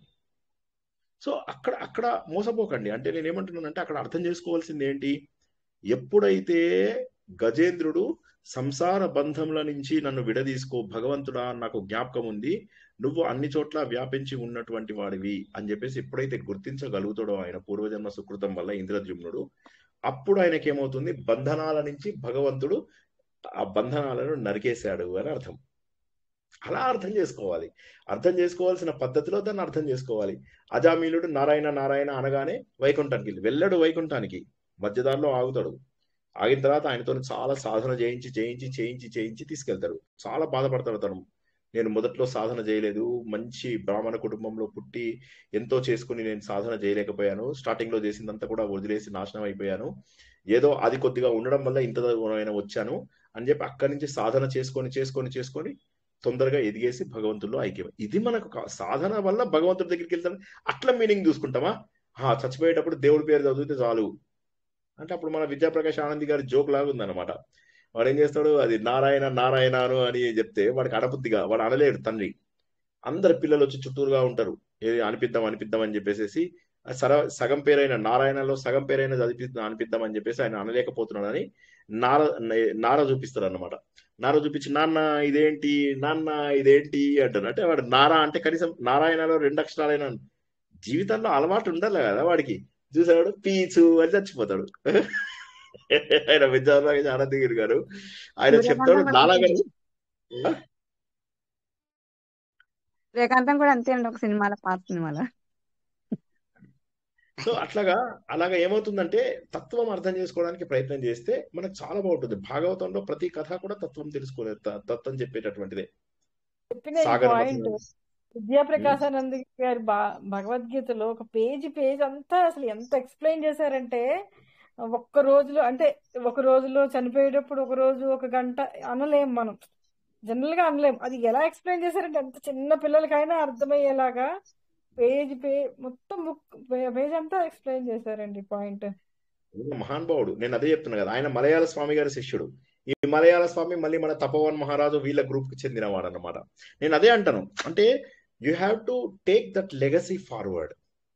ఏదైతే మనకు అద్భుతమైనటువంటి వారసత్వం ఉందో ఆ వారసత్వంని మనం ముందుకు తీసుకెళ్ళాలి. ఇప్పుడు మనకు మోసగాళ్ళు దొరుకుతున్నారు, వారసత్వం దొరకడంలా. విద్యాప్రకాశ్ ఆనందీరి గారు ఉన్నారు ఇప్పటికీ కూడా, తత్వ విధానంద గారు ఇప్పటికి ఉన్నారు, మొన్నటి వరకు మల్లాది చంద్రశేఖర శాస్త్రి లాంటి మహానుభావుడు ఉన్నాడు. వారి ద్వారా తెలుసుకున్న జ్ఞానమే జ్ఞానము. ఎనీవే, సో కొద్దిగా ఇది మంచిగా ఈ 5 నామములు సార్ ప్రాక్టీస్ చేసిన సార్ ఇవి చెప్పమ్మా. రూపాలు అనేవి అంటే భగవంతుడు అవ్యక్తంగా ఉంటాడు అని చెప్పారు కదా. అంటే ఇప్పుడు రవివారం వచ్చిన తర్వాత రూపాలు వచ్చి అన్నది సార్. మరి త్రేతాయుగము మనకి ద్వాపర త్రేతాయుగ కృతయుగాలలో మరి భగవంతుడు రూపం లేదా సార్ అప్పుడు?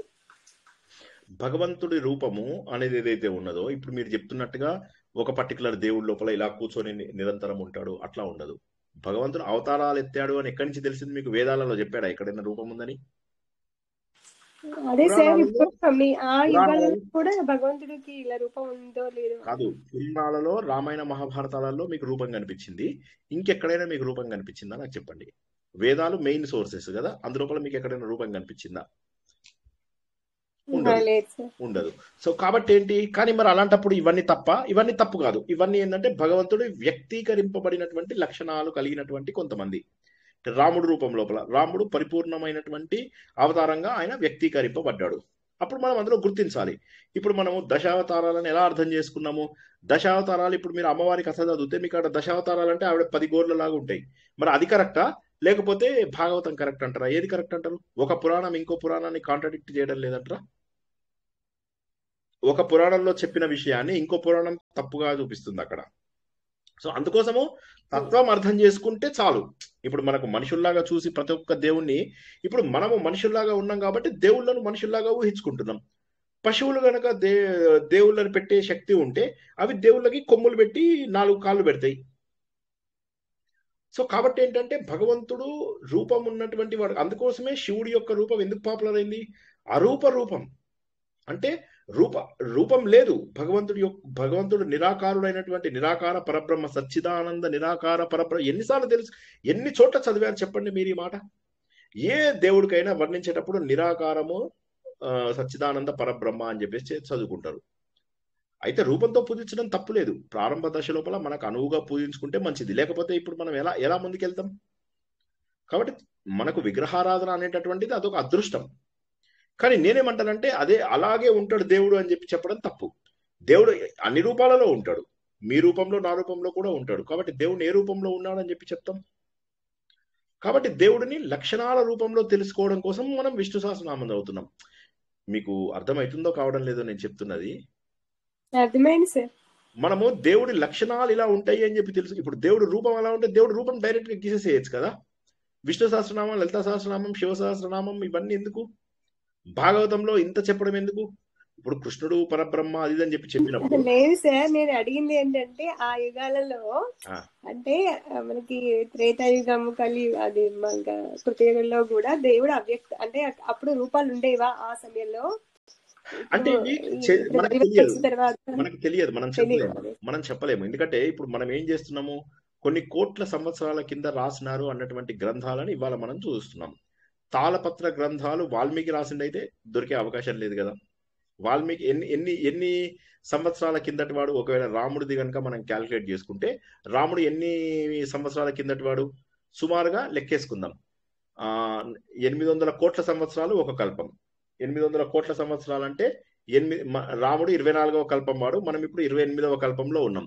సో 4 కల్పాల లెక్కేసుకుంటే 4 కల్పాలు వెనకకి వెళ్ళాలి మనం. 4 కల్పాలు వెనక్కి వెళ్తే 800 అంటే 3600 కోట్ల సంవత్సరాల కిందటి వాడు రాముడు. సుమారుగా 4,000 కోట్ల సంవత్సరాల కిందటి వాడు రాముడు. సో ఇప్పుడు ఆ కథని ఆ రోజుల్లో ప్రింటింగ్ మెషిన్స్ ఉన్నాయా? తాళపత్ర గ్రంథాలు ఇన్నాళ్ళు ఉంచారా? వేదవ్యాసుడి పురాణాలు కూడా ఎందుకు కాంప్రమైజ్ అయ్యాయి అంటే దానికి కారణం ఏంటంటే తాళపత్ర గ్రంథాలు అన్ని దొరకకపోవడం. కొన్ని జర్మన్ వాళ్ళు వాటికి పోయారు, కొన్ని కాలిఫోర్నియాకి వెళ్ళిపోయాయి. దొరికినటువంటి వాటిని ఎంత దొరికితే అంతే మన కవులు పండితులు కలిసి కొంత మనకు అందించారు. అందుకోసమే అన్ని పురాణాలు కాకుండా ఒక్క భాగవతం ఒకటే కొంత ప్యూర్ ఉన్నది అని అనుకుంటారు. ఇవన్నీ పోయాయి కదా. ఇప్పుడు మీరు 5,000 సంవత్సరాల కింద మీకు తాళపత్ర గ్రంథాలు ఎలా ఉంటాయి? ఉండవు. వాటిని ఎవరో ఒకరు ప్రింటింగ్ మిషన్ కనుక్కొని గూటెన్బర్గ్ కనుక్కున్నది ఎప్పుడు 500 సంవత్సరాల కింద, 500-600 సంవత్సరాల కింద. సో మీకు అది అట్లా చూసుకున్నట్లయితే మీకు వ్యాలిడేట్ చేయడం అనేది కష్టం. It is very difficult to validate. So ఏవైనా ఇప్పుడు మనకి దొరుకుతున్న గ్రంథాలన్నీ కూడా దాదాపుగా ఎక్కడెక్కడో వేరే జర్మనీలోనో ఎక్కడో ఇక్కడ దొరుకుతాయి. అవి మనం పట్టుకోవడం, ఒరిజినల్స్ పట్టుకోవడం దాదాపు ఇంపాసిబుల్. ఇప్పుడు ఎవడైనా రిసెర్చ్ చేసి ఒక పాయింట్ కనుక్కోగలడు, బట్ జీవితం మొత్తం రీసెర్చ్ చేస్తే ఒక పాయింట్ కనుక్కోగలడు. ఏ విధంగా మనము ముందుకు తీసుకెళ్ళగలుగుతాం ఈ హిస్టరీ? అందుకోసమే ఎంత దొరికితే అంత భగవంతుడి యొక్క లక్షణాల ద్వారా భగవంతుడిని తెలుసుకోవడానికి ప్రయత్నం చేస్తాం, అంతే. కాబట్టి చెప్పలేం, గ్యారంటీ లేదు. ఇది జరిగిందా ఇది జరగలేదా అని చెప్పడానికి మన దగ్గర ఆధారాలు లేవు. రామ్ సేతు ఉంది కదండి సార్ అంటే దానికి ఏమని చెప్తాం? వాడు 7000 సంవత్సరాల కిందదని చెప్తున్నారు. ఇప్పుడు రామసేతు 7000 సంవత్సరాల కిందదంటే ఇప్పుడు మన ద్వాపర యుగం, ఈ కల్పంలో ఉన్న ద్వాపర యుగం కదా. కానీ మన లెక్క, యాక్చువల్గా మన లెక్క కరెక్ట్ అయితే 4000 కోట్ల సంవత్సరాల కిందటి వాడు రాముడు. మీకు అర్థమైందా నేను చెప్పిన పాయింట్? 24వ కల్పంలో త్రేతాయుగంలో రాముడు ఉన్నాడు. ఇప్పుడు మనం ఉన్నటువంటిది 28వ కల్పంలో కలియుగంలో ఉన్నాం. ఒక్కొక్క కల్పము అంటే ఏంటి? ఆయనకు ఒక రోజు, బ్రహ్మదేవుడికి ఒక రోజు అంటే ఎంత? 1000 మహాయుగాలు ఒక పగలు, 1000 మహాయుగాలు ఒక రాత్రి. అంటే సుమారుగా 800 కోట్ల సంవత్సరాలు, 900 కోట్ల సంవత్సరాలు. అలాంటివి 4 కల్పాల వెనకకి అంటే 3600 కోట్ల సంవత్సరాలు. అంత వెనకకు వెళ్ళి ఆ పుస్తకాలు ఇప్పటికీ లభ్యమవుతున్నాయా లేక ఎక్కడి నుంచి పట్టుకుంటాం మనం అంటే చెప్పడం కష్టం. ఇప్పుడు అది తప్ప ఒప్ప అనేది నిర్ణయించేంత ఇది మనకి ఎవరి దగ్గర లేదు. మన దగ్గర ఉన్నటువంటి మన దగ్గర సాక్ష్యాలు లేవు, మన దగ్గర ఎటువంటి ప్రూఫ్ లేదు. నమ్మకం ద్వారా వెళ్ళడమే వీటన్నిటికీ. కానీ వేదాలు ఇవి ఏవైతే ఉన్నాయో వేద పరంపర మాత్రం గురు శిష్యుల ద్వారా కంటిన్యూ అయితే వచ్చింది. అది రాయకుండా ఏం చేశారు? గురు శిష్యులకు నేర్పించి అందులో కూడా 1130 గొప్ప శాఖలు వచ్చాయి. శాఖలు అంటే బ్రాంచెస్. అందులో కూడా మిగిలిపోయినవి 7-8 శాఖలు. వేదాలలో కూడా 1130 శాఖలు ఉంటే ఇప్పుడు మనకు మిగిలింది 7-8 శాఖలు మాత్రమే. అవి కూడా ఏంటంటే గురువులు శిష్యులకు చెప్పడం, ఆ శిష్యుడు ఇంకో శిష్యుడు, అవి మనకు దొరికిన కొద్ది. ఇప్పుడు అవి కూడా 100% అంటే చెప్పలేం. అందులో కొన్ని శాఖలు మధ్యలో ఆగిపోతూ ఉంటాయి, కొన్ని శాఖలు సగంలో తెగిపోయినే ఉంటాయి. సో కాబట్టి 100% ప్రూవ్ చేయడం ఉండదు. ఇప్పుడు ఒకసారి బాబు గోగినేని ఏదో టీవీ లోపల ఒక పాపం మన బ్రాహ్మిన్స్ అందరినీ కూర్చోబెట్టాడు, పురోహితులందరినీ కూర్చోబెట్టి ఇది ఎలా జరిగిందంటే ఆయన పాదరసం సహాయంతో వెళ్ళాడు అంటే, పాదరసం సహాయంతో వెళ్ళాడా, నేను నీకు పాదరసం ఇస్తానైతే ఫ్రీగా నువ్వు చేసి చూపించు అంటాడు. చూపించలేడు. ఎందుకోసం అంటే దీని కనెక్టింగ్ పీస్ ఉన్నటువంటి శ్లోకం ఎక్కడో మిస్ అయిపోయింది. పాపం మన వాళ్ళు ఏం చేయగలుగుతారు? అలాంటి మూర్ఖులకి మనం తలకాయ ఉంచాల్సి వస్తుంది. ఇప్పుడు మనకి ఏమైతుందంటే ప్రూఫ్లు అన్నిటికీ దొరకడం లేదు కదా. ఇప్పుడు మన ఈవెన్ జాతకాలు జ్యోతిష్యం తీసుకున్నా కూడా జ్యోతిష్యంలో ఎందుకు 50-60% కరెక్ట్ అవుతాయి, ఎందుకు 100% ఎందుకు కరెక్ట్ కావు? మిస్సింగ్ పీసెస్ చాలా ఉన్నాయి కాబట్టి. ఎనీవే ఇదొక ఇంకొక డిస్కషన్ ఎప్పుడైనా పెట్టుకుందాము. ఇప్పటికి ఆల్రెడీ 11 అయిపోతున్నట్టుంది అందరికి. రేపు నారాయణీయం మరి చేసుకుందామా? మరి వర్షం ఇట్లాగే ఉంది, వచ్చే వారం పెట్టుకుందామా? కనెక్షన్ కూడా ఎట్లా ఉంటుందో తెలియదు. సో రేపు నారాయణీయం ఉండాలి మధ్యాహ్నము. సో వదిలేద్దాం, రేపటికి వదిలేద్దాం నారాయణీయము. వదిలేసి ఎలాగూ హరిత గారు జాయిన్ అయ్యారా? హరిత ఉన్నారా? మీరు ఇప్పుడు ఎలాగో ప్రాక్టీసే కదా హరిత చేపించేది కొన్నాళ్ళ పాటు? అవును సార్, ఒక 2 weeks గ్యాప్ వస్తుంది. నెక్స్ట్ వీక్ కి 25 కంప్లీట్ అవుతుంది. అప్పుడు ఒక 2 weeks వస్తుంది. ఎలాగో శ్రావణ మాసం ఫ్రైడేస్ అంతా బిజీ అంటాం మన వాళ్ళు. సో కొంచెం ఎక్కువ టైమే వస్తుంది. Very good. అయితే ఇంకేంటి, మనం ఇక నెక్స్ట్ సాటర్డే నుంచి 2-3 వారాలు వరుసగా పెట్టేసుకుని చేసుకోవచ్చు. గంట పెట్టుకొని చేసుకోవచ్చు. అది బెటరు. ఎందుకంటే ఈ వెదరు, ఈ ల్యాప్టాప్ కండిషన్స్, ఈ కనెక్షన్స్, ఇవన్నీ ఇబ్బందులు అన్నీ కూడా ఉన్నాయి కాబట్టి రేపు మామూలుగా సంపూర్ణ మహాభారతం పెట్టుకుందాము. అండ్ రేపు కూడా ఇబ్బంది ఉంటే ఇలాగే మొబైల్ ఫోన్లో పెట్టుకుందాము. అది ఇవాళది చక్కగా అందరూ ధ్యానం చేయండి. ఒక్కటే గుర్తుంచుకోండి, అల్టిమేట్ గా మనకు కావాల్సిన గుర్తింపు ఏముండాలి అంటే భగవంతుడు సర్వత్రా వ్యాప్తి చెందినాడు.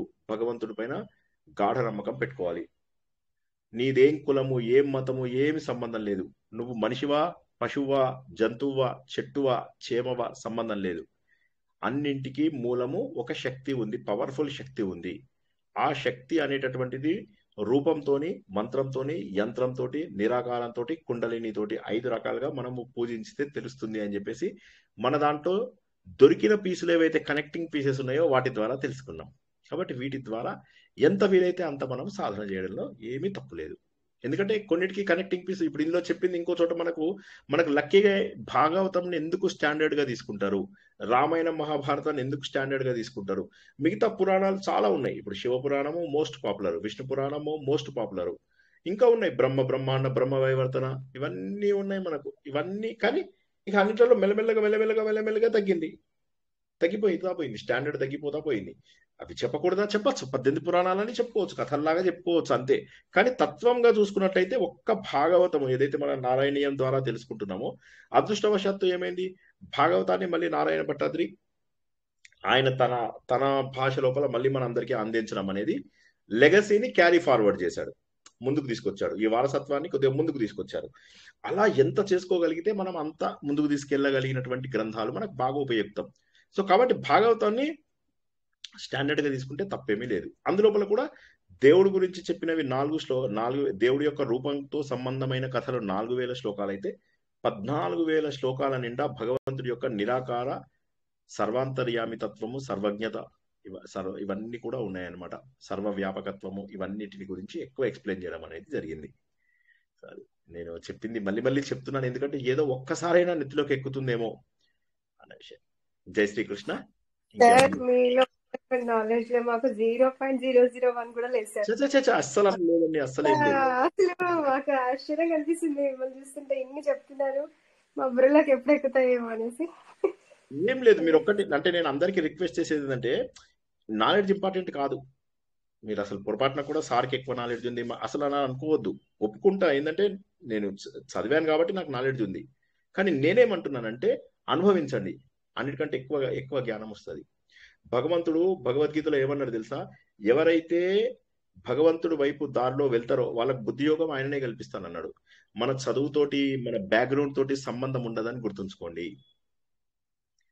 మనకు భగవంతుడే బుద్ధి యోగం ఇస్తాడు. మనం సరైన మార్గంలో వెళ్తే ప్రకృతి శక్తులు అన్ని కలిసి మనకు చక్కటి మార్గాన్ని ఇస్తాయి. కాబట్టి ఆ గట్టి నమ్మకం ఒకటి పెట్టుకోండి. నేను మాటకి చెప్పేది అదే. ఈ ఈ ఈ ప్రవచనాలన్నింటిలో కూడా ఆ గట్టి నమ్మకం బలపడాలి. అది అంటే మనకేమైతుందంటే కథలలో ఉన్న మూఢనమ్మకాలు, ఇప్పుడు ఏదైతే సత్యనారాయణ స్వామి వ్రతం చేశాడు, వాడి పడవ మునిగిపోయింది, మోకాలు లోతులో నీళ్ళ లోపల పడవేలా మునిగిపోయింది, ఇట్లాంటివన్నీ వింటే ఏమైపోతుంది, మనకు కన్ఫ్యూజ్ అయిపోతాం మనం. దేవుడికి ఇంత కోపం వస్తుందా, దేవుడు ఇన్ని పగలు తీర్చుకుంటాడా, ఇలాగా రోజుకి కొత్త వ్రతాలు, కొత్త నోములు ఇవన్నీ తీసుకొస్తూ జనాలని మూఢనమ్మకాలలో నింపేయడానికి ఎక్కువగా ఉపయోగపడుతున్నాయి తప్ప ఇంక దేనికి లేవు అవి. సో అలా కాకుండా తత్వం తెలుసుకోవడానికి ప్రయత్నం చేస్తే అయిపోయినట్టే, ఆ మార్గంలో వెళ్ళిపోతూ ఉంటారు. అప్పుడు భగవంతుడి ప్రతి చిన్నదాన్ని కూడా చూసి ఆశ్చర్యపోతూ ఉంటారు. ఇవాళకి కూడా నేను ఆశ్చర్యపోతూ ఉంటా, ఎంత ప్రకృతి, ఎంత గొప్ప ప్రకృతి, ఎంత ఇది ఎవరు చేశారు ఇదంతా, ఇన్ని రకాల రంగులు, ఇంత శక్తి, ఇంత ఇది. మనము ఇవాళ ఇంకా 10 మెగాపిక్సెల్, 20 మెగాపిక్సెల్, 30 మెగాపిక్సెల్, ఎన్ని మెగాపిక్సెల్స్ పెడితే ఈ ప్రకృతి అందాలు మనము చూడగలుగుతాం. మెగాపిక్సెల్ అంటే ఏంది, చుక్కలు ఎన్ని ఎక్కువ ఉన్నాయి అనే దాన్ని మెగాపిక్సెల్స్ అంటారు. ఆ మెగాపిక్సెల్స్ తో నీకు లాభం ఏంది, ఫోటో తీసినప్పుడు, ప్రింట్ తీసినప్పుడు ఏ సైజు ఫోటో నువ్వు తీయగలుగుతావు అనేదే మెగాపిక్సెల్ చెప్పగలుగుతుంది. కానీ నీ కళ్ళు ఉన్న మెగాపిక్సెల్ అంతా కూడా రావవి. నీ ప్రపంచంలో దేవుడిచ్చిన మెగాపిక్సెల్స్ ఏవైతే ఉన్నాయో వాటి ముందు ఇవన్నీ దిగదుడిపే. కాబట్టి నమ్మకం గట్టిగా ఉండాలి. నేనేమంటానంటే, దేవుడు అంటే నమ్మకం గట్టిగా లేనిది ఇవన్నీ అర్థం చేసుకోవడం కష్టం. ఒకసారి దేవుడి పైన గట్టి నమ్మకం పెట్టుకున్నప్పుడు ఇవి చాలా సులభంగా అర్థమవుతాయి. అసలు మీకు జ్ఞానంతో సంబంధం లేదు, మీరు ఏమేమి తెలుసుకున్నారనేది సంబంధమే లేదు. ఆయన రమణ మహర్షి ఏం చదువుకున్నాడు, 10-12 ఏళ్ళకే ఎట్లొచ్చింది. సో మీరు అది మర్చిపోండి. ఒకరికి ఎక్కువ తెలుసు, ఒకరికి తక్కువ తెలుసు అనేది మర్చిపోండి. ఎక్కువ తెలిస్తే సమన్వయం చేయగలుగుతాం అంతే. ఇప్పుడు ఇందాక 4⁵ అంటే 10⁵20 అవి చెప్పాం చూడండి, అవి అట్లా సమన్వయం చేయగలుగుతాం మనం. కానీ అది కాదు, మనకు భగవంతుడు అనుభవం కావాలి. భగవంతుడు అనుభవమే జ్ఞానము. రాస పంచాధ్యాయ లోపల మనం ఏం తెలుసుకున్నాము, రాసము అంటే ఏంటి, భగవంతుడి యొక్క అనుభవాన్నే రాసం అంటాడు. రాసలీల అంటే మనం ఎంత గలీజ్ మీనింగ్లు తీస్తారు దొంగ వేదవులందరూ కలిసి. రాసం అంటే ఏంటి, భగవంతుడి యొక్క అనుభవంని కలిగించేటటువంటి లీల అని మనం తెలుసుకున్నాం అక్కడ. సో అట్లా అర్థం చేసుకో. ఇట్లా మాట్లాడితే మీరు తెల్లారేదాకా నాతో మాట్లాడిపిస్తారు. రేపు కలుద్దామా మరి. ఈ 5 నామాలు వారం మొత్తం చేస్తారా సార్, మొత్తం చెప్పినాక 9 చెప్పినాక చేస్తారా అని అనొద్దు. ఈ 5 ఈ వారం మొత్తం చెయ్యండి, అందరూ చక్కగా చేయండి. ఏం పర్వాలేదు, మీకు ఏం తప్పలేదు. మీ నిత్య పూజలు కొద్దిగా కట్ చేసుకోండి, కట్ షార్ట్ చేసుకొని ఈ 5 నామాలనే రోజు మొత్తం చేయండి. ఎప్పుడు టైం దొరికినా ఒక 10 నిమిషాలు మంచిగా సోఫాలో పవిత్రమైన ప్లేస్ లో కూర్చోండి, కాస్త స్నానం చేసి. వారానికి 2 సార్లు చేసే వాళ్ళు ఉన్నారు అనుకోండి, 5 సార్లు చేయండి స్నానం. 5 సార్లు చేసే వాళ్ళు ఉన్నారు అనుకోండి, ఇంకొక రోజు ఎక్స్ట్రా పెంచుకోండి. అట్లా వారానికి 7 రోజులు స్నానం చేయడానికి పెట్టుకోండి. 7 రోజులు స్నానం చేసే వాళ్ళు ఉన్నారు అనుకోండి, ఎవరైనా బై ఛాన్స్ ఉంటే వాళ్ళు రోజుకు 2 సార్లు స్నానం చేయడం పెట్టుకొని చక్కగా స్నానం చేసి ఒక దర్వాసనం వేసుకొని దాని మీద కూర్చొని మంచిగా ప్రశాంతంగా ఆ పేర్లను చదువుకుంటూ అలా ఊహించుకుంటూ వెళ్ళిపోండి. అయిపోయి మీకు 3 రోజులలో దేవుడు కనిపిస్తాడు. నెక్స్ట్ ప్రవచనానికి మీరు అసలు నాకే చెప్తారు. అట్లా అయిపోతుంది. ఓకేనా? అందరూ కూడా ఆలోచన ద్వారా మాత్రమే భగవంతుడికి దగ్గర అవ్వగలరని, ఆలోచన లేనిదే భగవంతుడి గురించినటువంటి ధ్యానము, ఫోకస్ లేనిదే భగవంతుడిని తెలుసుకోవడం కష్టమవుతుందన్న సత్యాన్ని అందరూ గుర్తిస్తారని ఆశిస్తూ, మహోన్నతమైనటువంటి విష్ణు సహస్రనామంలో ఈరోజు 5 పేర్లను తెలుసుకున్నాము. ఈ 5 కూడా ధ్యానానికి ఉపకరించేవే. కాబట్టి వారమంతా కూడా నిత్య పూజలతో పాటు లేదా నిత్య పూజలను కొద్దిసేపు తగ్గించైనా సరే ఇవన్నీ చేస్తూ ఈ 5 నామముల వెనుక ఉన్న తత్వమును అందరూ గుర్తిస్తారని ఆశిస్తూ ఈరోజు ప్రవచనాన్ని ఇక్కడికి ముగించుకుందాం. అందరికీ శుభం కలుగుగాక. జై శ్రీరామ్, జై శ్రీకృష్ణ, శుభం భూయాత్.